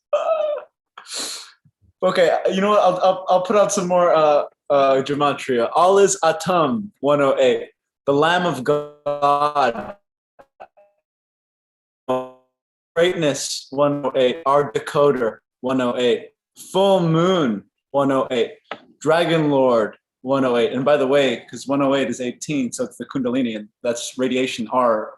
It's magnetism, whereas L is electricity. Right? Anyway. So yeah, Dragon Lord, because we got to ride the Kundalini. Anyway, Worship 108. Days of Noah 108. And isn't the flood coming right now? It's you guys are talking.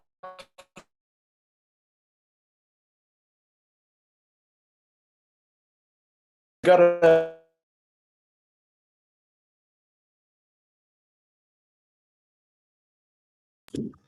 Okay, thank you for that, Eugene.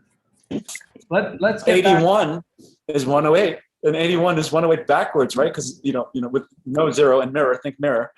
Geometry is 108. Knock knock 108. What's up 108? It's over 108. Boom week ahead 108. Orange juice 108.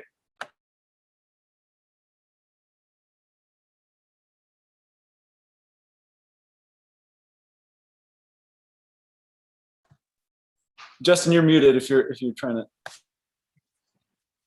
Okay, so just getting back to some of this list here. So then, once again, when you take a look at the Beatles being used, and virtually everyone is in agreement with the two Paul McCartneys, and that what we're looking at now is the fake Freemason clown Paul McCartney, which would be Billy Shear's William Shepherd.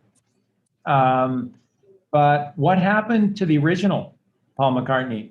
Because I don't think the original Paul McCartney would have gone for any of this. And I don't think John Lennon went for any of this. And I don't think George Harrison went for any of this. So, and again, you just look at the circumstances around John Lennon's so-called assassination, lone nut assassin, 3 names, and, wealthy family, came out of nowhere and blah, blah, blah. I think John Lennon was John Galted, and I think so was George Harrison. Just look at the circumstances. Again, if being attacked in his home and nearly stabbed to death by this psychopath who somehow got in to this fortress wasn't enough of a scream for people to John Galt, George Harrison, then I don't know what is. So, so then you would have to look at those names. And of course, Michael Jackson and Prince and Tom Petty. And, we mentioned earlier as part of the 50 Club in Hollywood with Alan Rickman. Remember Bowie and Rickman going within a day of one another? And they're just the most bizarre of circumstances. And neither of them looked like they were ready to die or anything, but don't forget that these are actors, and these people could be wearing makeup to make them look fatter, sicker. And so it's part of the story, right? So we don't know when we're watching those things, oh, well, he had cancer and his hair fell out and he looked like shit. But was that really what happened? Bill Hicks? I don't think so. Yeah. So, but I still don't think it's Alex Jones. Right? Now, who were the two boys, the two rock stars? They were friends. One is from Lincoln Park. Chris. That's Chad Bennington, right? Chester Bennington. Chester Bennington, who clearly is the son of John Podesta, who clearly is the son of Michael Rockefeller, and There's Avicii, the DJ guy. Avicii, another. He was also working on that same movie on the same documentary. okay, with Anthony Bourdain as well. right. They were all working together. Is that who you were thinking of? No. Tim Bergling was Avicii's name. Oh, who was so Chester Bennington's great friend. Now he was the lead singer for a different band, and the two of them had come forward just talking about child abuse and that they were going to move forward with the foundation. So somebody out there should know that. So Chester Bennington's great friend Chris Cornell as well. So don't think.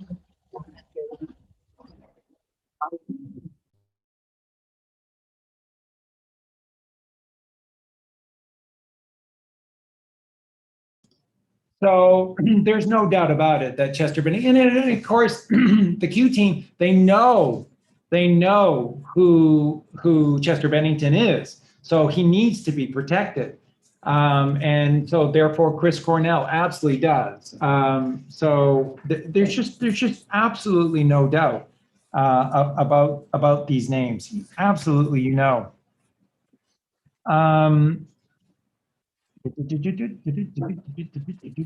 And so, you know, for Colleen and I, we feel very strongly, did Walter Becker from Steely Dan actually die? Did Dan Fogelberg, because Dan Fogelberg's situation with cancer is very, very similar to George Harrison. He was in complete remission, suddenly like Harrison, it came back out of nowhere, and within days he was dead. And, you know, and again, when you know the truth of Dan Fogelberg and what he was writing in his songs and the depth of the truth and what he was aware of, what was happening to our children, then you know that these are people that it's too much. And like we shared with you with Tom Petty, Tom Petty's final song, which is a bonus for buying, you know, his last album, The Hypnotic Eye. And the bonus track was Playing Dumb, and I'm done with playing dumb, dumb, dumb. And it's all about the Catholic Church and the Pope with his red shoes. And you have gophers, which tunnel underneath the ground. And how do you sleep at night with all the horrors that you know? And I mean, come on. Tom did not randomly die. He's out there fighting for all of us, absolutely fighting for all of us. So Tupac Shakur, all you had to see was Tupac's speech at his trial, which was one of the most amazing things. Somebody put it up on YouTube. It was gone the next day. It was the most incredible speech I've ever heard, where he addressed the judge and he addressed the jury, and he said, I do not recognize your authority over me at all. And he said, you in your position of bullshit authority can sentence me, you can influence this jury, and you can sentence me to prison. But he said, just know I do not go voluntarily. And he said, if I do not go voluntarily, then he said, God will be with me and I'll be free. Because there's nothing that you can do to me because I walk with God and you walk with Satan. It was just the most remarkable thing I've ever seen, and that's Tupac Shakur, and then he's gone. Or was he, of course, John Galton. His wife has made powerful comments to the fact that he's very likely still alive. Biggie Smalls, same thing, part of the same group. As well. And Princess Diana and her two children. Princess Diana would not have gone and left the real two children. That's one thing I couldn't with those fucking reconcile. I royals. couldn't reconcile that Diana would leave her children No. and that you're viewing. And then as soon as someone, like, I think it was Michael, -48 said she took her children, and it just went kaboom. Of course she did. Those are not her children that we've been viewing all these That's right. years. Of course she took her children. That's one thing I couldn't reconcile that. And I'm just like, how could that be true? How could she leave? And that I'm like, what a great sacrifice. But it's not even a sacrifice. You couldn't leave those children with those monsters. So there's no way. And she took them. She took them. I cried when I heard that, people. I cried. I could cry again. It's just like, wow, goosebumps. Of course she took them. And who is Diana really?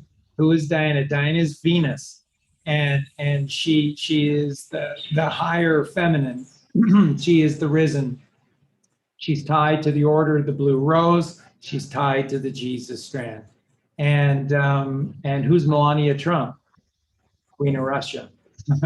There's so much stuff that's going to come out. It's going to have your head spinning around, Right? but in a good way. In a good way. It'll all make sense. It'll all link itself together. It's all good. So what you kind of see right now, don't be hard on the Q team.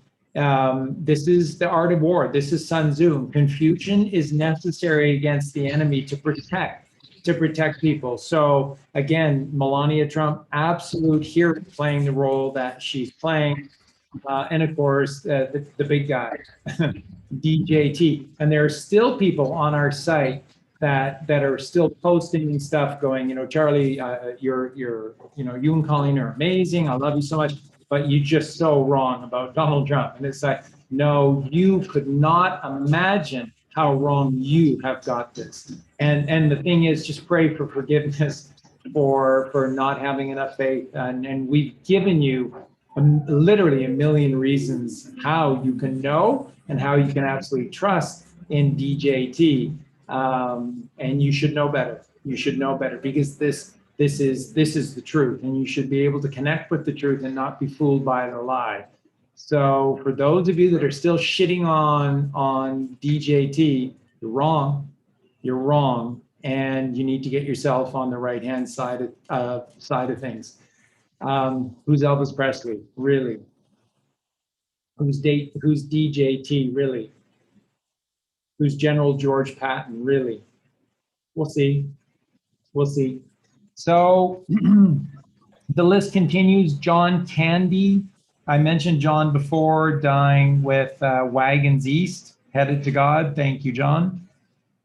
Stanley Kubrick. Stanley Kubrick, greatest filmmaker ever, and his last film just happens to be Eyes Wide Shut, where he cast Tom Cruise and Nicole and Nikki Kidman, two men, to play these fucking excuse for parents with children to give all of this away. And then, apparently we're told that Kubrick's pacing around in circles as they're watching the final edit, the final cut of the movie, going, they're going to kill me, they're going to kill me, they're going to kill me, they're going to kill me. And of course, then they did kill him, or did they? Or did they? Would you not take Kubrick out for a lifetime of service to the truth? Did you not watch The Paths of Glory? Holy shit. And you still believe in organized society? And Kubrick was good friends with Roddenberry? Knew Gene Roddenberry. And of course, here again, who was his wife?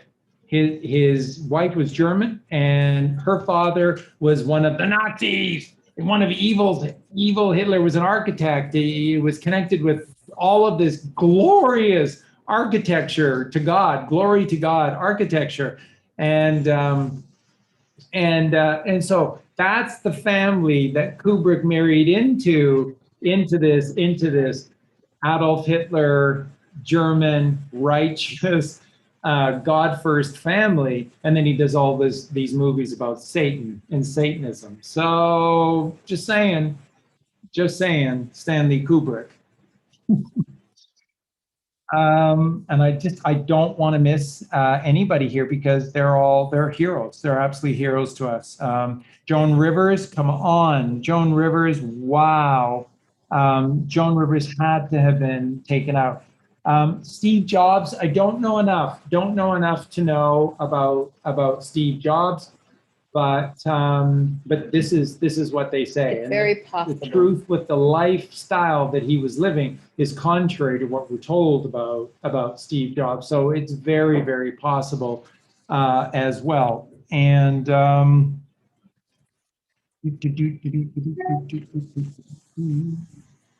Steve Irwin. Steve Bloody Irwin, very important. Steve. Who better to take out the swamp monsters? Than Steve Irwin. Yeah, yeah. Steve's alive. Steve's been John Galted. We were, really hoping, again, Eric Wolfson from the Alan Parsons Project, the writer of all those incredible lyrics. We're hoping that Eric was John Galted as well. Remember, half of Leonard Skinner was taken out in the most bizarre fucking plane crash.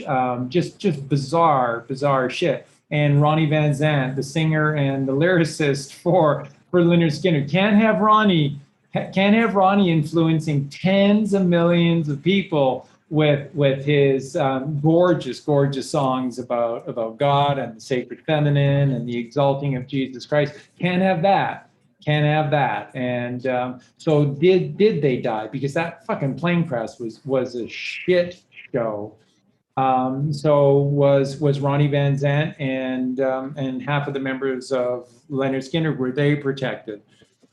This is serious stuff. And so it goes to that end with Duane Allman and the Allman Brothers and Duane and Greg. And the music that they wrote, stories that they wrote about God and they wrote about Jesus. Married to or dating? She was married to. to. She was married to Greg Allman, but that's after Duane had his accident and died. Now, if Cher is a man, that means he was married to a man. That's right. I think he would have known that. Yeah. It's really not something you miss. So then JFK Jr., John Galted, Carolyn, John Galted, Carolyn's sister. This is very serious stuff because they were inseparable. Has to become John Galted as well. So Princess Di, Marilyn Monroe. We mentioned Robin Williams, Bruce and Brandon Lee, absolutely. River Phoenix and Raul Julia, I really believe very strongly so. They both allied with one another. They both went right after the cabal. They went after them and everything. They started talking about food. And, remember with River Phoenix and Raul Julia, and these is on shows like Phil Donahue and Oprah. This is massive audiences that are watching this stuff, and they're just going, like, the pharmaceutical industries are going into the Amazon rainforest, and they are learning in good faith all of these recipes for these ancient tinctures that are just coming from the plant life in the Amazon rainforest through all these ancients, these shamans who know all of this stuff. And then they're ordering these shamans to be murdered, and then they're advocating for all of this land to be completely destroyed, while then they synthesize the plant substances into pharmaceutical drugs and taking the natural form away from this. And this is Oprah going, did we not want to talk about blood diamonds or anything like that? Did you want to change the subject or whatever? I mean, this stuff was incredible. And Raul Julia and River Phoenix were talking about fake food. They were talking that the average food that people eat is what's called processed food, and that these processed foods aren't really food. For food to be food, can't have a package, can't have ingredients and stuff. It was big stuff that they were talking about. And they were talking about how evil corporations were, and they both went out under the most bizarre circumstances. Somebody just mentioned Andre the Giant. Wouldn't that be lovely if he was Yeah. alive? That would be amazing. Yeah. I would hope so. Because obviously his giantism, where does that come from? From the lineage of the giants. Yeah. Very lovely man. Princess Bride, that was the one. Yeah, movie that- and Yvonne, that's a great point. Chester Bennington was on the soundtrack of the Abraham Lincoln Vampire Slayer movie soundtrack. That's absolutely right. It's a white hat Q production from beginning to end. It absolutely is. It absolutely is. There's a young, really great young African American actor who's just all about God. His name is Chadwick Boseman, and Chadwick passed, I think you said, what was it, late 2019 under, or maybe 2020, I thought it was 2019. One of the roles he played was the #1 draft pick, Vontae Mack, in the Kevin Costner 2014 movie Draft Day, which is choosing godliness and those that are virtuous and righteous instead of what is popular and those that lie, who are Satanists. That's what the movie's all about. And Chadwick Boseman is one of the key actors in that incredible white hat production as well. And so we think for sure that Chadwick Boseman was taken as well. So Roseanne Barr. Now we're gonna, I guess, transition here. We're gonna transition here into those that there may be a bit of a crossover here, but we're gonna transition into those that are still alive and that they've played the tough role, which is that they've taken it on the chin. These are people that have stayed loyal to God, and clearly they're loyal to Trump. They're loyal to the Q team. They're loyal to conservative family values. They're loyal to America. And you may not be aware of all of these names, but Jeff Bridges, and I've always liked Lloyd Bridges as an actor because he always struck me as just straight and narrow, and he only played these really strong, virtuous roles, which Kirk Douglas did as well. I always loved Kirk Douglas as an actor as well, and I just can't for the life of me see Kirk Douglas being evil. Now, Michael, I don't know, because of all of the shit that occurred in the second half of Michael Douglas's life. I can't say, but I just don't believe for a second that Kirk Douglas. But Lloyd Bridges, Jeff Bridges, therefore Bo Bridges, very, very likely all part of the Q team. And Jeff Bridges has been such a strong advocate for God. Who's he tied to within the music industry? Michael McDonald, Steely Dan, Boz Scaggs, Toto. Oh, it's you can't make this stuff up. It's so Michael Jackson. It's just incredible, So in Hollywood. Again, Kevin Costner, Elijah Wood. Thank you, Elijah. We just love you. You think that they left that beautiful little kid with those blue eyes, those big blue eyes, they left him alone to be devoured? He would have been devoured by those Hollywood rats. That's why Mel Gibson went out of his way to put him in. We just recently watched that movie, and we were talking about Forever Young, when he's a pilot, a test pilot. Such a good movie. It is, and it's also Do we have very, it on the link? it's also very significant. Justin will about- get it on his link. Okay, it's also very significant Forever about protecting Elijah Wood as well, which Elijah's always been on the right side of things. To that end, I believe very strongly that Sean Astin and the Astin family were all on the right side of this. I think Sean Astin's father and mom, Patty Duke Astin, I think she was in an Illuminati family, and I believe very, very strongly that they're on the right side of this. So Mel Gibson, what else can we say? I mean, the body of work. And by the way, you go back to Mel Gibson in the 70s, in the 90s, Apology. In the 90s, when Mel developed his stardom and fame and enough of a fortune, then all those movies that Mel was in, he was making. They're his movies, and they were being produced by his company, Icon Productions, which is the single eye of God. And they're all just telling you the truth. So Mel has been all in. And you talk about an effing patriot, an effing patriot. He made the Patriot. He's William Wallace. He's William Wallace. How many movies are better than, what is the title of the William Wallace? Braveheart? Braveheart. Well, how many movies in the history of movies are better than Braveheart? I can't count any that are better. There's certainly a bunch of movies that are at that level, but there are none better than Braveheart. That's Mel Gibson.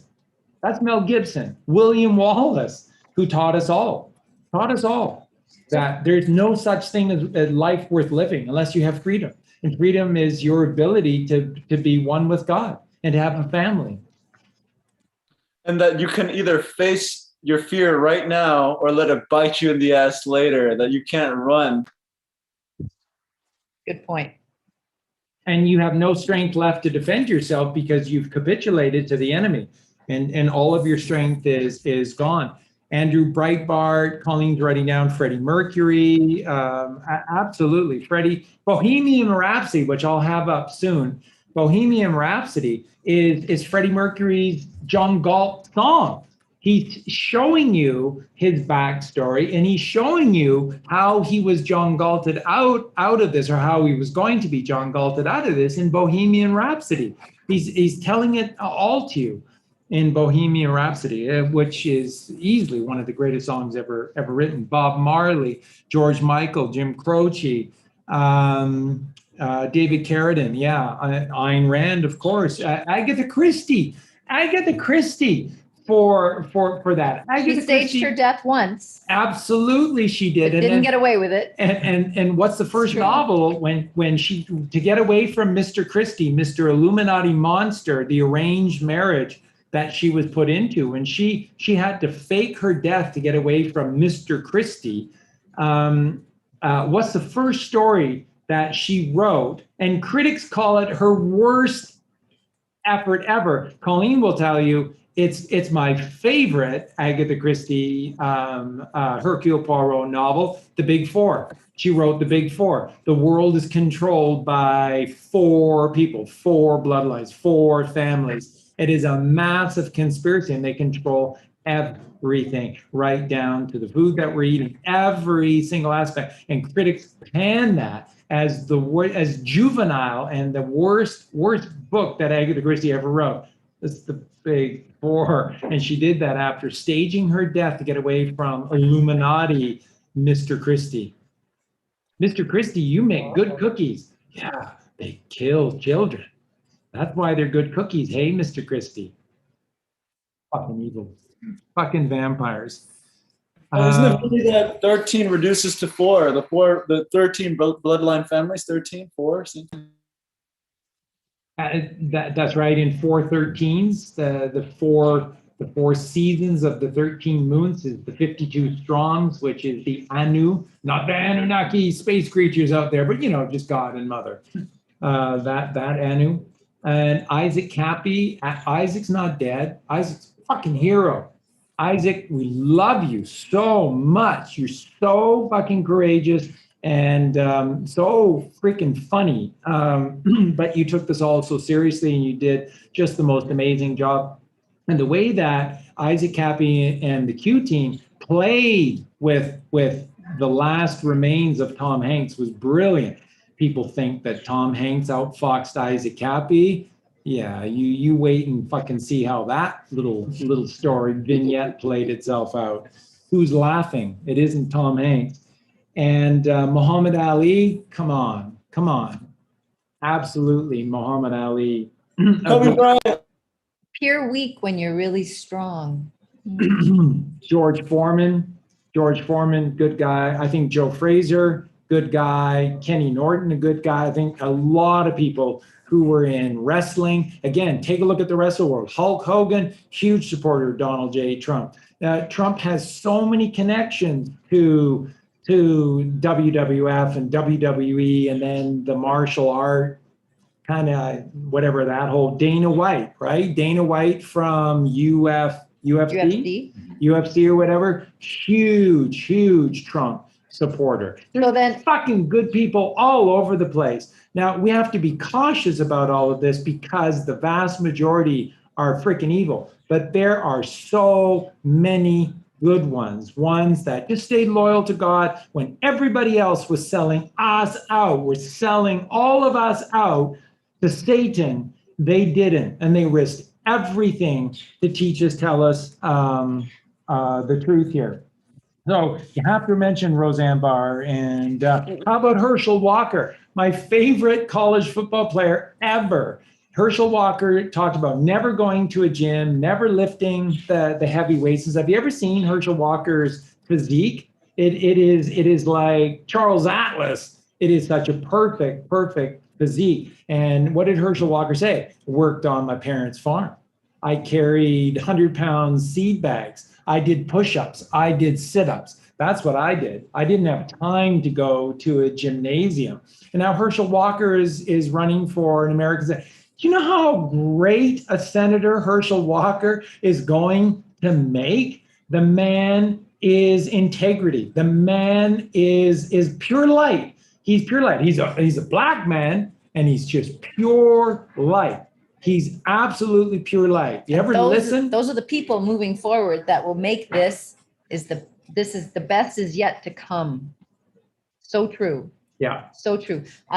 Somebody had said something about who was it here? Oh crap.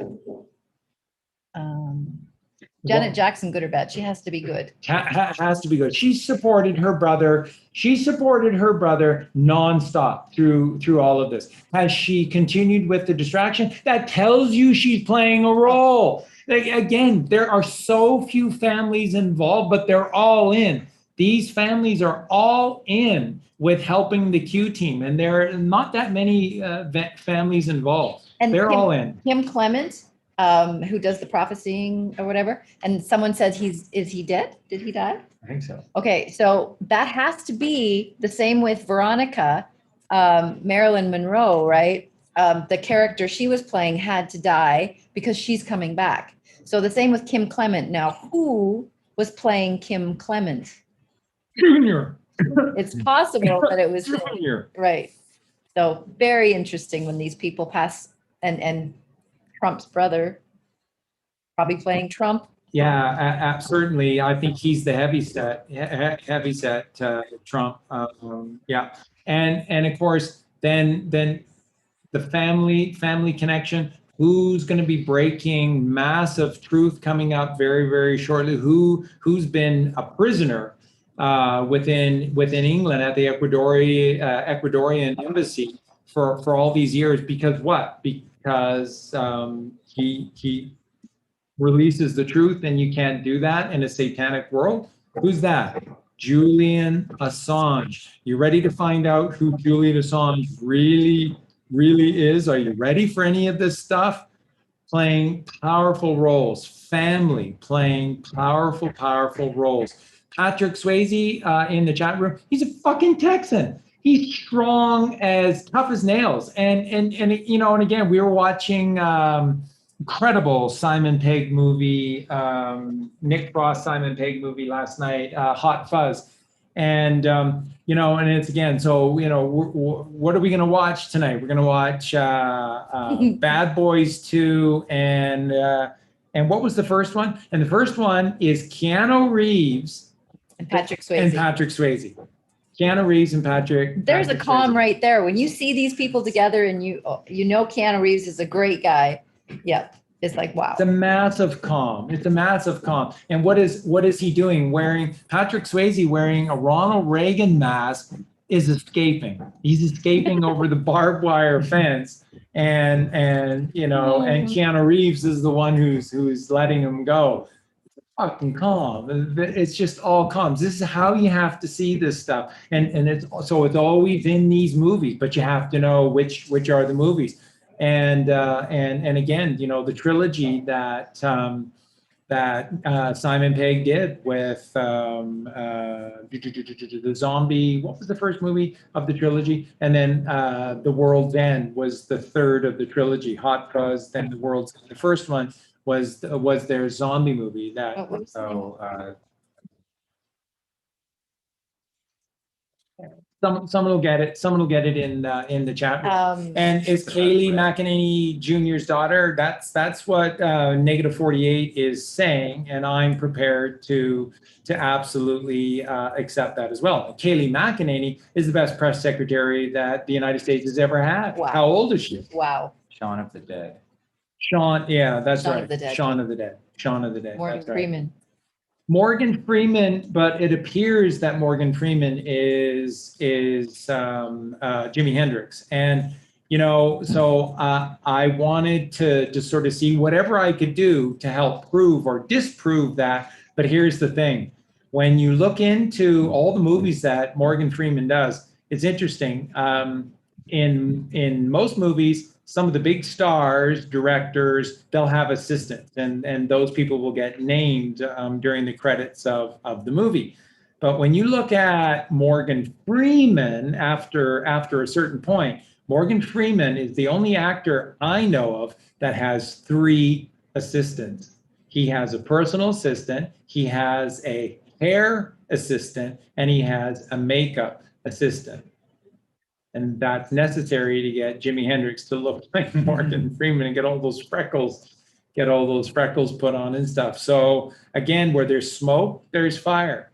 So What a wonderful voice he has. if you're thinking again that he could be Jimi Hendrix, again, where there's smoke, there's fire. He has 3 personal assistants in all of his movies. So let me get back to this because I do not want to miss anyone. This is serious stuff. So the Quaid brothers, Randy. Quaid, Dennis and Randy Quaid. Randy had to run to Canada, and now Randy's going to throw a party and beers on. Beers on, Randy. But isn't it wonderful to see Dennis Quaid supporting Donald Trump as well? So that is the Quaid brothers. And Jesus, there have to be good people. They can't all be fucking Satanists that sell us for shekels and this fake The vampires would have taken us down by now had there not been a resistance. And the resistance has been growing and growing and growing and waiting for the perfect moment to take them down. And trust me, you don't have to trust me. Do the research. And when you do the research, you can trust yourself. This is the perfect moment. We're living in the finale. This is amazing. This is amazing. I wake up every morning and I think, oh my God, this is actually happening. This is actually happening to us. Yeah. And I know I get anxious and I know I get impatient, but it's like this plan, and Eugene knows, and this plan has just been like, wow, it's going to blow our freaking minds to know how intense this plan is and how many years this has taken and the patience that these people have had to have. And they had to watch the fucking evil taking place all around them. And you're showing no patience. As it was happening to them all around them. And they gave up their entire lives. And our lives were completely, almost destroyed as well. All of us, being MK Ultra'd and we're destroying ourselves from the inside as well. We were imploding because of all the programming we had. But these people, oh my God, we are so blessed to be in this time, you guys. And we are Q, and we are learning to be Q, and we will absolutely take these demons down. And it isn't just that, the Q team is taking these demons down, and they have taken most of the really big, ugly ones down, but there are more to go. And I keep saying, you have to go inside. We are the insiders as Eugene and Justin and Charlie are here to attest that when we are insiders, we go inside and we clean the cabal up inside of ourselves, because the left brain has been programmed to be a vampire, a parasite, and it is taking, and it will take our entire ecosystem down to get what it wants. It thinks it wants control and it thinks it wants all of this, but it really needs to be put in its place, like we talked about earlier, putting it in that 10% slot. So that's our job, is to put Yeah. our own cabal, drain our own swamp. We can do this. Just- We have to do this. Just look at for this cancer thing and the use of chemotherapy and radiation therapy. It's just the manifestation of the left brain, right? This is what the left brain would literally do to us for control. It would literally spray you with mustard gas from World War I, chemotherapy, or blast you with radiation to gain control. This is what the fucking left brain Chemtrails. monsters do. This is it. They would chew off their own arm in spite of themselves just to have a few more shekels. This is the sickness and the depravity of what we're talking about here. This is why we have to win. This is why deception is necessary.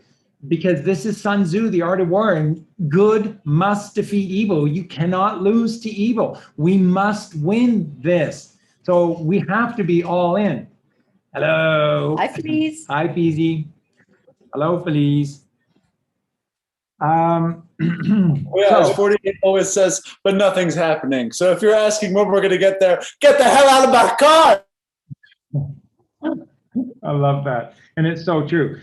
So we're hearing Jack Nicklaus, the golfer, legendary golfer, is a good one. It's so wonderful to hear. I've heard Gary Player is a goodly, godly man. I hope that is very much true as well. Ted Nugent, of course, Christy Alley. Now, here's a great one. Colleen did the work on this. Big Trump supporter is this actress named Christy Swanson. She's the original Buffy the Vampire Slayer. She's the original Buffy the Vampire Slayer. So then that tells you who was making Buffy the Vampire Slayer in Hollywood to try to get this message out to a younger audience. Maybe the Q team, and she's a Trump supporter. Christy Swanson, who's the original Buffy the Vampire. You can't make this shit up. It's just it's incredible, absolutely incredible. Cat Stevens, are you kidding? Cat Stevens is all in with God, always was. Yusuf Islam, all in with God. Bill Paxton. Bill Paxton, again, you know what? Why is Bill Paxton in all of these movies? Why is he in all the movies with who's our director that? Oh my God, Hunt for Red October and Predator and Die Hard. Hi, West Jeff. Went to jail for everything again. Tiernan. John McTiernan. Again, not for nothing. John McTiernan didn't go to prison on our behalf for nothing. The Hunt for Red October is happening now. This stuff. Johnny Cash, are you kidding me? Johnny Cash, you better believe Johnny Cash is on the right-hand side of all of this. Absolutely. And Johnny Cash very, very likely And his could sister. still be alive. That's right. And that, yeah, absolutely. And somebody, Steve McQueen, tough as fucking nails. Paul Newman, tough as fucking nails. Are you kidding me? Again, career Hollywood actors like Hugh O'Brien and stuff. Just authenticity as the day is long. All of these strong leading men in Hollywood. Absolutely. You know, Steve McQueen dies of fucking cancer. Steve McQueen wanted nothing to do with these fucking vultures and wanted to be taking them down. Right? And like I said, in the movie, The Great Escape, who did they pair together as a trio? The three that were working together. They were making the moonshine, but they were hanging out with each other. It was Steve McQueen with Jim Rockford. The Rockford Files, Jim Rockford. Yeah. He's one of our most favorite actors. Come on. Somebody quickly get me. The Rockford Files. Come on, guys. Anyone? I'm not passing. How do you On. spell it? The Rockford Files. Rockford Files. Come Seems, on. no. James Garner. James Garner. James Garner. We absolutely love James Garner. James Garner was always on the right-hand side of all of this. And in that movie, you had, in The Great Escape, you had Steve McQueen, who are digging tunnels underneath the ground to expose, the bad guys. You have Steve McQueen, James Garner, and then the Canadian actor, again, another very, very, very, oh, Jesus, just had all of their names as well. And he's such another great, strong character. Let me, Eugene, do some more gematria. I'll be right back here. You caught me on a bad spot right now. Oh, let's see. Always gonna Okay, I'll just do 77 again because there's a few more that. I think my internet's kind of going bad. Let's see. Yeah, so Power 77, Christ 77, Dear Lord 77, Of Light 77, Sacrifice 77, God of Bible 77, Is Lord 77, Stars 77, Disciple 77, Sacred Code 77, Biblical Code 77, Zodiacs 77, Wake Up 77, Do Zodiac 77, Exist 77, and as Charlie said, Dopamine 77. Yeah, beautiful. Thank you so much, Eugene, for doing that. That's such powerful stuff. And so what I was thinking about the third amigo in The Great Escape was James Coburn. And James Coburn, same thing, strong. And then that reminds me that in The Great Escape, of course, also features Charles Bronson. There's no way that Charles Bronson was on the wrong side of this shit.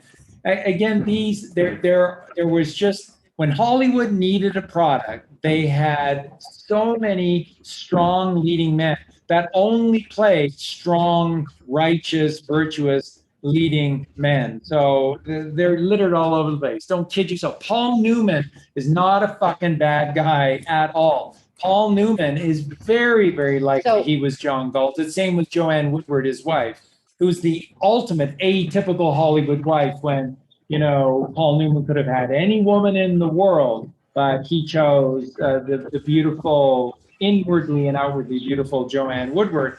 So, I don't think for a fucking second that Paul Newman sold us out. He didn't. I forget what I was going to say. Sorry.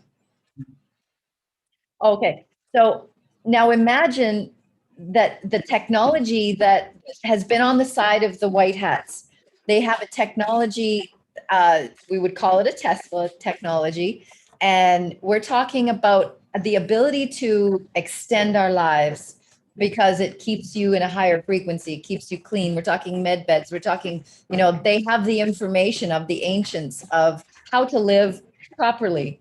So this information that's been suppressed from all of us and how we've been fed pizza and Goodyear bars or whatever they're called, all sorts of candy and disgusting things and human parts and all this horrible stuff that they fed us. And we, unbeknownst to us, we ate it. So the other side has had all of these technologies and all of these incredible things to keep and extend their lives. So when they say that they were dying and all of these John Galted people were, they had the ability to, if they even did have any illnesses, they had the ability to cure them. We've had the ability to cure cancer for, not we ourselves, but mankind has had the ability to cure cancer for a very long time. So none of these things had to happen. And if these were good, godly people, they were absolutely taken and extended their lives. So we're talking, John Wayne. I don't know. You think John Wayne? No, I don't. know. There's enough stuff. There's enough stuff for me with John Wayne that showed him to be a liar, and that's the biggest thing for me. Is in their personal lives were these strong, uprighteous people. So I don't want to say too much about John Wayne at this moment, but my research has not supported John Wayne. So we always hold out hope, but yeah. There is absolutely that ability. So this moving forward is what we have to look forward to. So when Trump says the best is yet to come, it really, really is.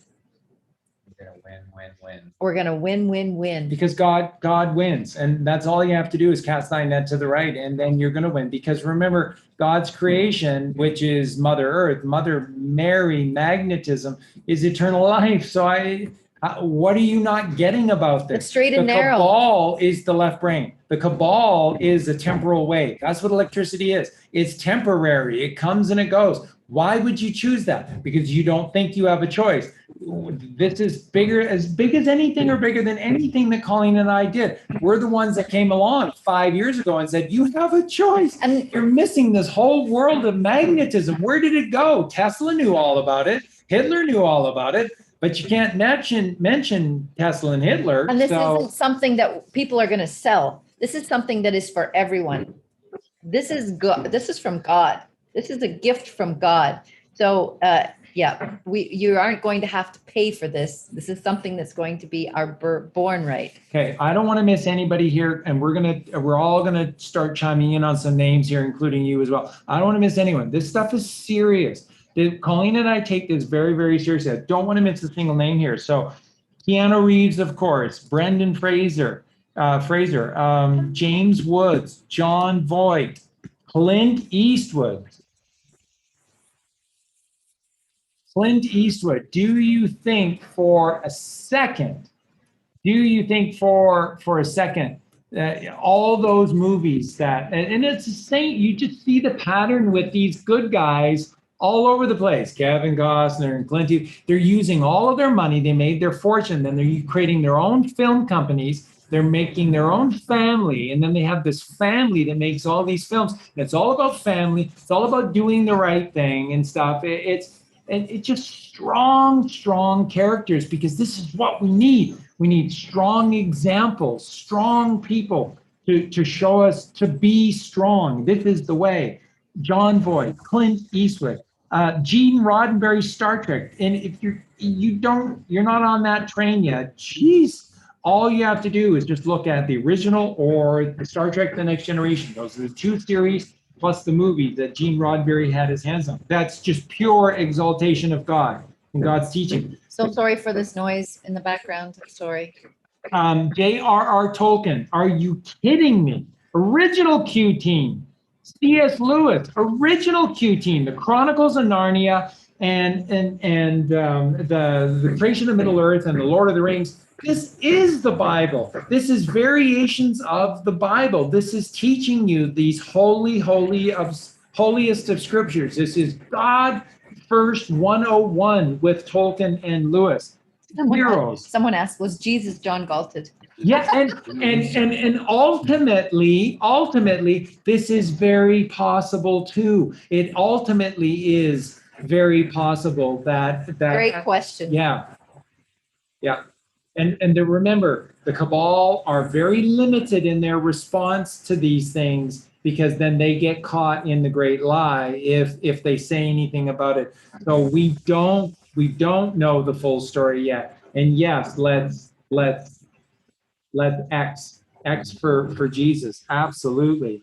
So Ayn Rand, yes, Julian Assange, Chuck Norris. Again, Steven Seagal and Chuck Norris, really great friends. What are you gonna, they may not have been the greatest actors in the world, but once again, what are they? Strong, stand-up characters, stand-up guys doing the right thing. Strong. So, wow. Vladimir Putin, who was friends with Chuck Norris and Steven Seagal. Jesse Ventura. Jesse, we fucking love you. We love you, you Navy SEAL. We absolutely love you. Jesse, I don't know what Jesse's doing these days. I haven't seen him for a long time. I hope the whole thing with cannabis oil and his shaking is helping. I don't know. I heard he might have got into beds and mattresses and pillows and stuff. Do you know anything about that? I do, actually. Mike Lindell, I don't know. You can't mistake that voice. And when you watch the Predator, you look and you see Jesse Ventura is on there, and you look at him and you're like, that's Mike Lindell, a younger version, and you're like, wow. Okay. Not a hard stretch at all. No. And that voice, you can't not know that voice. That's right. That's right. Yeah, so Jesse Ventura. Colleen wanted to add in Judge Janine. Scott Baio, again, the Quades. Jim Caviezel. Jimmy, a great actor, could have been given any role that he wanted. No, Jim Caviezel just stayed to doing the roles that are saving children, the roles that are exalting God, that are teaching the truth about Jesus Christ. That's Jim Caviezel. This is what these heroes have stood up for. Sylvester Stallone, creating strong characters, may not have been the most poetic of characters or the most eloquent of characters, but he's showing you that these are uncorruptible people that constantly are doing the right thing. Even though they're constantly being betrayed by people around them, they just shake it off. They shake it off as a good man does. They shake it off. Sylvester Stallone, don't you ever discount or downplay Sly Stallone's role in all of this. He's played a huge role. Rocky is a part of Rambo, is a part of Americana. He has a gift. Bruce Lee, are you kidding me? Of course, Bruce Lee. Of course, Brandon Lee. Of course. Brandon Lee's last movie was his calm that he was being John Galted. Yeah, The Crow. Absolutely. The Crow. The whole thing. The mystery around both of their deaths because they didn't really die. Yeah. Then Eric Clapton has showed himself fully over these years, especially after George passed away. Eric Clapton has showed himself to be on the right-hand side of all of this. Absolutely. He has. Charles Bronson, that's what you must have missed it. We were just talking about that. Absolutely. Absolutely. The real Paul McCartney, I don't see the real Paul McCartney doing any of this. That's why he was taken out. Now, was he John Galton? Clearly, they had to know that this was going to happen. So, and again, the cabal, when these people are John Galted, there's nothing the cabal can say, or else it gives away their role in all of this, or their intentions in all of this. So that's with the Q team. If they can be successful in pulling these kids out, you're never going to hear about it from the cabal, because that would give away the plan of the cabal. So it's a built-in safety mechanism. Then you just have to keep them in Atlantis, behind the magnetic curtain, to keep them and their family safe. We think Nicolas Cage is a good guy. We do. You just have to look at the movies, and then you just have to look at Nicolas Cage's career, especially after he did National Treasure. His career just tanked. And he married Presley's daughter. He married a Presley daughter. So, again, if you believe that the Kennedys would allow an evil, rotten Arnold Schwarzenegger, I don't believe that. I don't believe that bullshit at all. Stevie Ray Vaughan's fucking Texan. He's on the right side of things. They may be this, they may be that, but they're strong, and they have a strong moral compass. They know right and they know wrong. Patrick Swayze knew right and Patrick Swayze knew wrong. Stevie Ray Vaughan knows right and knows wrong. We're praying that Clapton's child was John Galton. Yes. Yeah. Roger Waters, come on. Of course, Roger Waters in Pink Floyd. Who else came out 20 years ago and said the most evil government on this earth, and governments are evil, the most evil government is the government of Israel.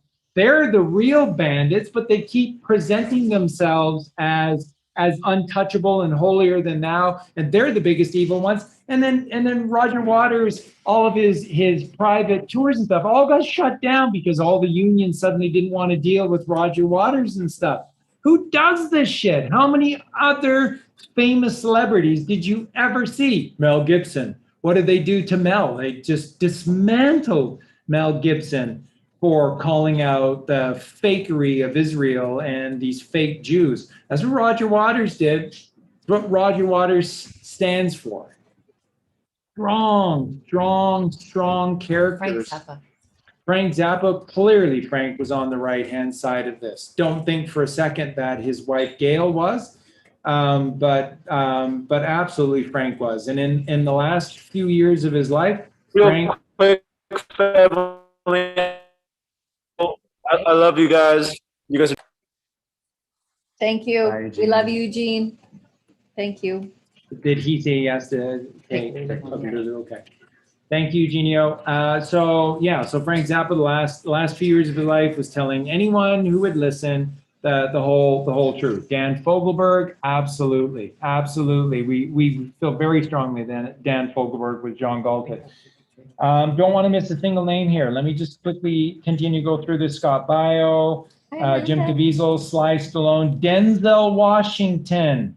Now, we're not surrounded. talking about John Galton. We're talking about people who are working on the side of the White So Hats. that's right. These are the heroes. These are the heroes that stayed in the public face and have been slammed. Kanye West, Jack Lord. You may not remember from Hawaii Five-0, but gee, Jack Lord was just a Christ-like figure. Hugo Weaving has played the most important characters in virtually all the most important movies. He's Elrond in The Lord of the Rings. He's V in V for Vendetta.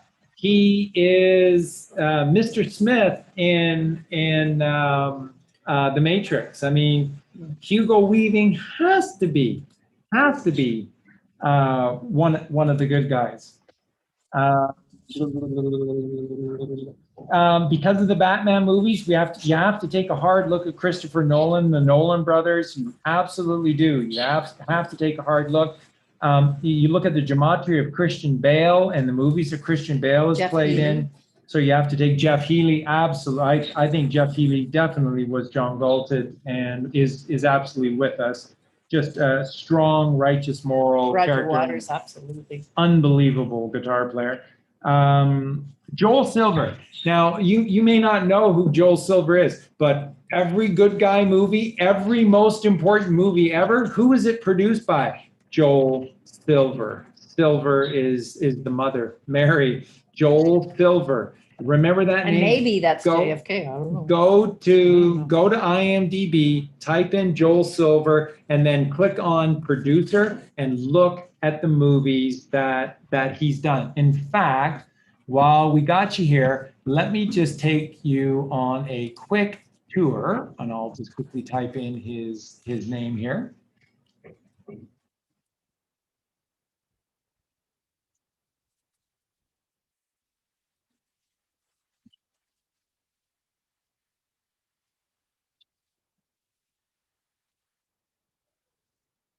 Or Yeah, and just for everyone, there's no way to know all of these absolutely. These are just based on the research that's been done and how these people present themselves. This is the picture that we want to we hope is true. So it's going to be exciting to really uncover all of these different things. We can't know the roles that people have been playing or why people have done certain things or played certain parts. But all will be revealed in the end. Yeah. Okay. So talking to you about Joel Silver, right? So Joel Silver, Xanadu. Joel Silver, 48 Hours. Joel Silver, Brewster's Millions. If you remember, that's with John Candy. Joel Silver, Weird Science. Commando with Arnold Schwarzenegger. Lethal Weapon with Mel Gibson. The entire Lethal Weapon series. Predator, again with Arnold Schwarzenegger. Action Jackson, Die Hard, the first Die Hard, Roadhouse with Patrick Swayze, Lethal Weapon, it's like a who's who, right? Lethal Weapon 2, Die Hard 2, Predator 2, The Last Boy Scout, Lethal Weapon 3, did a Demolition Man, Sly Stallone, Assassin, Wow. The Bordello of Blood. Wow. Telling you all about the vampires. Conspiracy Theory with Mel Gibson. Lethal Weapon 4 with Mel Gibson. The Matrix. Made Men. Freedom, the TV series. Dungeons and Dragons. Tales from the Crypt. The Matrix Revisited.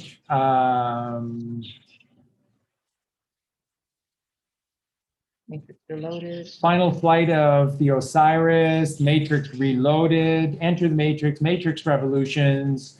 So, I mean, you just go on, and V for Vendetta. Veronica Mars, which was a fantastic series about getting to the truth behind the cabal. Very, very, very much so. Very underrated. Rolla. Speed Racer. Wow. So there you go with the Wachowskis again. Rock and Rolla. Uh-huh. And we have a theory about the Wachowskis. Oh, you say it. Well, you know, it's been really hard to try to figure out exactly what's going on. The movies that they produce are phenomenal. Now, was it really them writing them? We didn't know. But when you look at this and you look at how they had to turn into women, and your mind is just blown at that point, and you're like, well, they have to be cabal. But then you're thinking, but there's a white hat group too, and they're making these incredible movies. And so what if they pretended to be women? Because they both made not very great women. Not very convincing. Not very It was convincing it was women. silly, It was actually. silly. And you're just like, okay, two brothers, and the wives stay with them. They're continuing to be married. You're just like, well, what's going on here? So the whole idea that the Wachowskis are white hats making incredible movies, but playing a part. So it just, in our minds, it just seems like, yeah, that's exactly what they've been doing. Their work is unprecedented. Yeah. So, and again, just going through with Joel Silver, Sherlock Holmes, The Book of Eli, Unknown, Hail Mary, the Gringo again, and just you see all the people all the actors that he's constantly working with as well. So it's My friends call me Johnny. That's an interesting one. Yeah. So it's all the same list, of the good guys. So let me just continue through here. Joel Silver, the Wachowskis. Again, you have to take a hard look at Leonard Nimoy, because again, Gene Roddenberry wouldn't budge on Leonard Nimoy playing Spock. It was a deal breaker. He's the only one that survived from the original pilots. Paul Newman, Simon Pegg, Nick Frost. So Mark Gatiss, Stephen Moffat of the BBC Sherlock, Terry Greenwood, who's the author of the Miss Franny Fisher series, both the book and TV shows out of Australia are absolutely fantastic. Gary Busey, who did a scary good job of Buddy Holly, and was on his way to stardom in Hollywood. Except Hollywood had other plans, and has the motorcycle accident. And then from that moment forward, Gary Busey is just portrayed as a mental lunatic and isn't taken seriously. Again, Gary Busey, big Donald Trump supporter. And for those of you, again, who maybe don't know about Chris Pratt, now, did he end up marrying the Kennedy girl? I believe they're married, but they have a child. Okay. So he married into the Kennedys. Chris Pratt goes out of his way to teach God, to teach Jesus Christ, to stand up for children, to stand up for families and conservative values. He makes no bones about it. He played in Guardians of the Galaxy. Chris Pratt is another one of this younger generation that has found themselves on the right-hand side of things. There's no two ways about it. His beautiful teachings about God and about Jesus are beautiful. They're absolutely gorgeous. And, we'd be remiss if we didn't again mention Roger Hodgson from Supertramp. That's not saying that the whole band Supertramp are good guys, white hats. We don't feel that at all, but Roger Hodgson absolutely is. Roger Hodgson is absolutely goodly and godly. Nikola Tesla was Tesla Galted. You go right back, and I think that there's a very strong chance that Tesla is still alive and that Tesla was John Galted. Harold Ramis, Ivan Reitman, Joss Whedon. There are people that have risked everything to stand up for what is right, and to stand up for the truth. And, to Colleen and I, that they're heroes. I mean, again, you have to mention Kid Rock. There's a Hollywood actor, Robert Davi. Again, didn't get a lot of the bigger roles and stuff. You know him from The Goonies. He was one of the criminal family, but really a great actor and absolute staunch supporter of God and staunch supporter of Donald Trump through all of this. Coach Mike Ditka from the Chicago Bears, huge believer in God and a huge supporter of Donald Trump. Mary Hart from Entertainment Tonight. Mary Hart, always very, very strong moral character. She was a very, very strong woman, very devout in her beliefs about God, and a very strong supporter of Donald Trump is Mary Hart as well. And from the Baldwin family, Stephen Baldwin is a devout supporter of God and is a huge supporter of Donald Trump as well. So there are good people. There are good people. And, what we want to close the show today is that, well, we need to be our own hero. And this is very, very, very true and very, very important. Colleen and I have felt alone for so long, and we've just known within our heart of hearts that there are lots of people that didn't sell us out, that there are good people that have stayed loyal to God and have cared about our children all the way through this. And, they're heroes. And while we don't want to live in a reality where we're constantly putting others other than God before ourselves, these people stood up when nobody was standing up for us, and they're heroes. They are absolutely heroes. And so when I hear Keanu Reeves, I'm just moved to jello inside.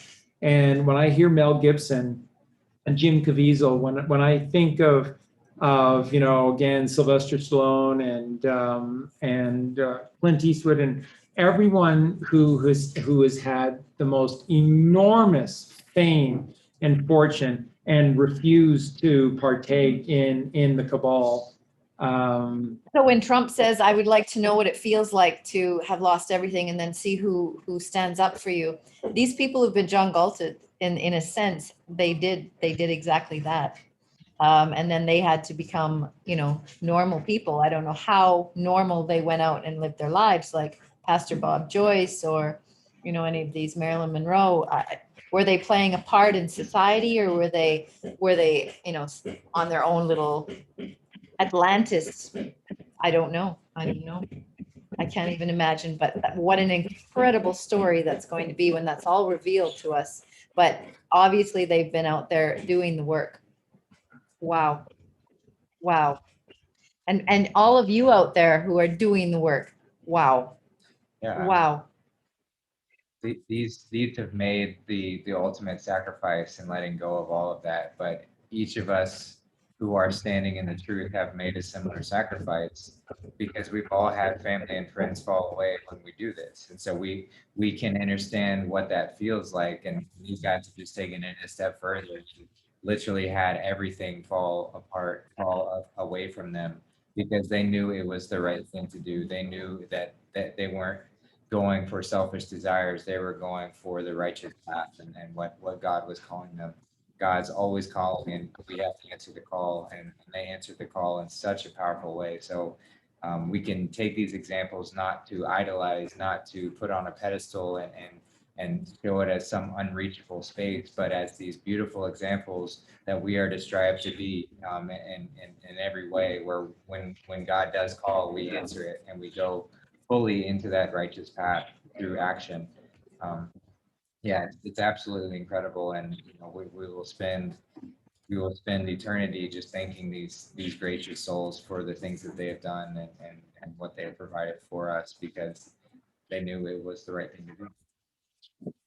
And for all of us, like you said, Justin, who've lost family members, not that they've died, but that they've just left us because we're conspiracy theorists, we're crazy, we're just living a radical life, thinking and believing radical things, when MK Ultra is kicking their ass and occasionally kicking our ass, but we have given up those relationships. When you know better and you got to do better, not everybody comes with you, right? So it's a sacrifice, but nothing can stop what is coming, and nothing will stop us from what we're doing. So we're a family now. We're all together. We're a family, and more are going to be joining our family every day. You can feel it. You can feel it in the air. It's absolutely happening, and people are waking up, by the thousands out there, maybe millions. So it's just like, it's happening. It's coming. And I know at the end, Q said, that even the most devout patriot is going to question at the end. So those days are still coming for all of us, but we have to hold the line. We absolutely have to hold the line. We can do this. And what's the first song ever from the rock band Toto? First song, their first single, Hold the Line. Hold the Line, Toto. They're all in. Hold the line. So our next They're show, we're all going to in. start it with Hold the Line and get shut down. Yeah, love isn't always on time. So I hope we've done a worthy job today for anyone who's listening in, watching, because you're heroes. You're heroes. Every single one of you that stood for God when it would have been so easy to just sell us out, sell all the rest of us out like every one of these other fuckers have done. You didn't. And the ones that stayed, like Mel Gibson, have just taken it on the chin. I mean, there aren't enough words for all of us to express to Mel Gibson how much we love him, how much we appreciate him, how important he is, how selfless he is, how strong he is. He's William Wallace. Do you not get this? Why did he act that role so well? Because he's William Wallace, because the blood of William Wallace and the will of William Wallace runs purely through him. And he would rather die than to be anything less than a full force flight child of God. And neither would Colleen, neither would I, neither would Justin, neither would Eugene. We are And all, Sinead and Dante. Shani and Dante, we are all in with God. We are all in with God. And remember, And we're all in with this plan. We're behind it. yeah. 1,000%. As much as we know, nobody else within the truth community was attacked at gunpoint, 10 separate occasions and stuff. We are all in, and we have been from day one. We've been this way our entire lives, and that's where, for Colleen and I, we just knew that it just couldn't be that there's just evil and there's nothing we can do about it. There have to be good people. The things that Jesus did and stood for, there have to be people like us that are so moved by this that you would give all of your life and your essence to hold to something that beautiful, that pure, that right. Who wants to betray our sacred mother? Like, who are these people? So we just have to say no. We must always say no to evil, and we must hold these that did the work when the rest of us were in despair and swooning. The ones who stayed loyal to God, we must absolutely heap our love and our praise upon them. And I thank them to the base of my soul, I thank all of them for standing up for God. Bruce Lee, Brandon Lee, my God, it just goes on and on. Michael Jackson, who took it on the chin more than Michael Jackson? Why? Maybe Trump, but I don't know. And of course, but I mean, ultimately Donald Trump. And why? It's because of what they know about who they are and what they stand for. This is why they hate these people, because of what they stand for. And again, for those of you that continue to attack Trump, how do you not see this? How do you not get the fact that there is no one in history that is more vilified, more hated, and more attacked than Donald Trump? And you're still questioning whether you think he's a good guy? It's what we're saying to you. You need to get on the right-hand side of this. You're on the wrong side of this right now if you're questioning Donald J. Trump. So, final comments? Our website. Want to talk about a website? It's a fantastic website. Justin talks about it on virtually every single show. Great thanks to Tony. I'm spending more and more time on there. Very soon, I'll only be there. This is the only place that you'll be able to find any posts, anything. FreakSenseWorld.com and FreakSenseTV.news. And what I wanted to share with everyone is that recently Colleen put into the store a new T-shirt. It's amazing, and it's my favorite. And this is. I'm getting better. I'm working on it. This is Abraham Lincoln, the Vampire Slayer, right? That shirt, that is a kick-ass shirt. And it is so well done. And we are vampire slayers, and it's never going to stop. It's never, ever, ever, ever going to stop. So it's like home team uniform. Home team uniform, we need to wear it, and we're not going to be taking it off because we're never, ever going to stop hunting vampires. We cannot allow. And all of the proceeds from the T-shirt sales and everything goes towards the upkeep of the website. And Tony, who's put so much time, Yes. energy, resources, and money into this website. Bless you, Tony. Like seriously, the work that this woman has done for us is just wow. It's incredible. So we want to give back to her. We really do. Yeah. And so that's what I'm trying to do. I'm creating these designs, and I'm getting better. So. If you want to support there, that's wonderful. Yeah, and I do think George Carlin was John Galted as well as Bill Hicks, and I really do feel George Carlin was all in against the fucking cabal, and so absolutely. And again, if you have not watched Dennis Wise's DVD series, The Greatest Story Never Told, 6 hours, Truth of Adolf Hitler's Germany, you need to get it. It's just something that you'll want to have for yourself. And then Europa, the 9-hour marathon is I don't know how anything could be better than Dennis Wise's The Greatest Story Never Told, but it probably is a little bit. It's so good, Europa.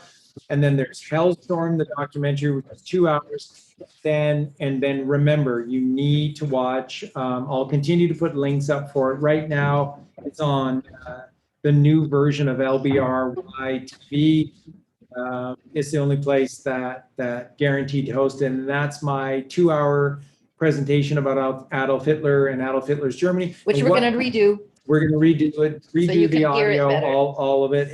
And remember, with everyone, what I did in those 2 hours is to give you endless evidence to prove what Adolf Hitler actually did. So what did his everyday Germany look like from 33 to 39? What's the truth about World War I? What's the truth about the Treaty of Versailles? What's the truth about the Weimar Republic? What is the truth about Adolf Hitler coming to power and the brown shirts? What were they for? Antifa, that's the origins of Antifa running wild in Germany, in the brown shirt.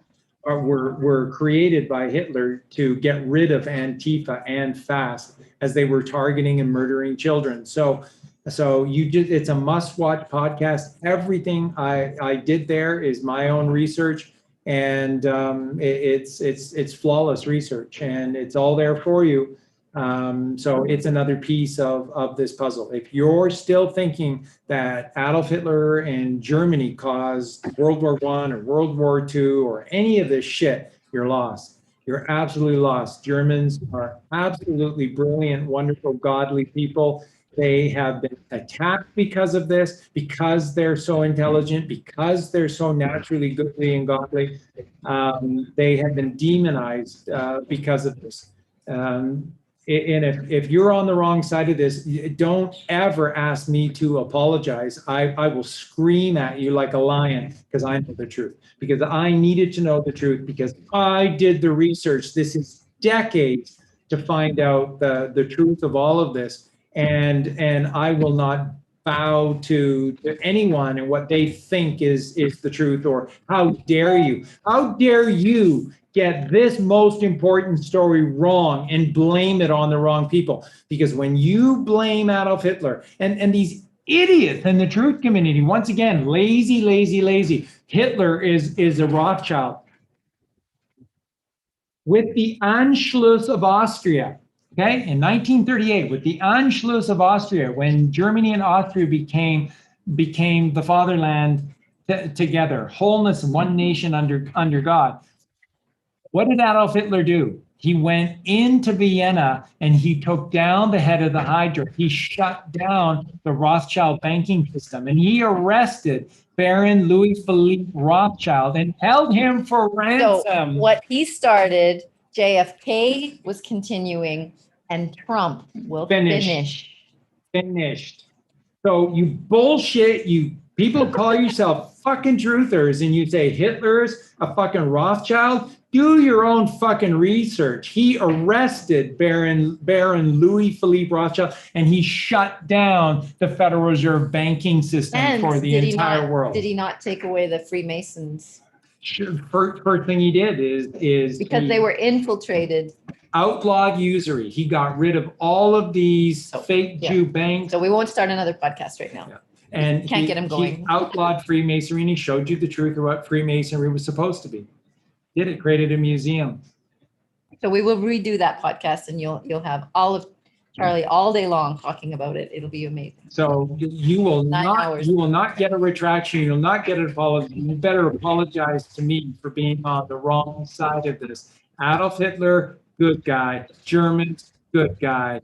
Donald J. Trump's father, which is General George Patton, knew it and told us all. So we love you. Yeah, love you guys.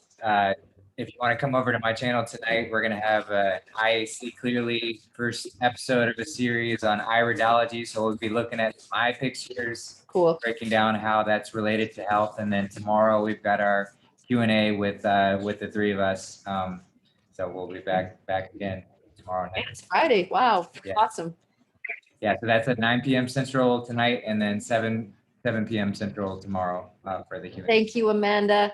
Amanda's got it on the chat, afreaksenseworld.com. Yeah, get over on the Check it out. website. It's a great platform, Love you and guys. our family will be there. And it's like better than Facebook. God bless you, Princess Di. God bless you, Michael. God bless. Leaving everybody out. It's just ridiculous. God bless you, Mel Gibson. God bless you, Keanu Reeves. God bless all of you for standing up for God when nobody else was. Thank you, thank you, thank you. DJT, the Kennedys, my God. Thank you, thank you, thank you, thank you, thank you, thank you, thank you, thank you, thank you, thank you to all of you. And We he's love not you. exaggerating. He's not exaggerating one bit. It's better. It's going to be better than you could ever imagine, and it's happening. Nothing can stop it. Everything's underway. So we'll see you tomorrow night. See Justin tonight. That's going to be a great show with iridology. Justin, thank you for coming over and doing the show. Thank you to Eugene for being here. Eugene had to take Lily home, but love you guys. Thank you for doing the work. You're our heroes too. So God be love. We love you, Father. We love you guys.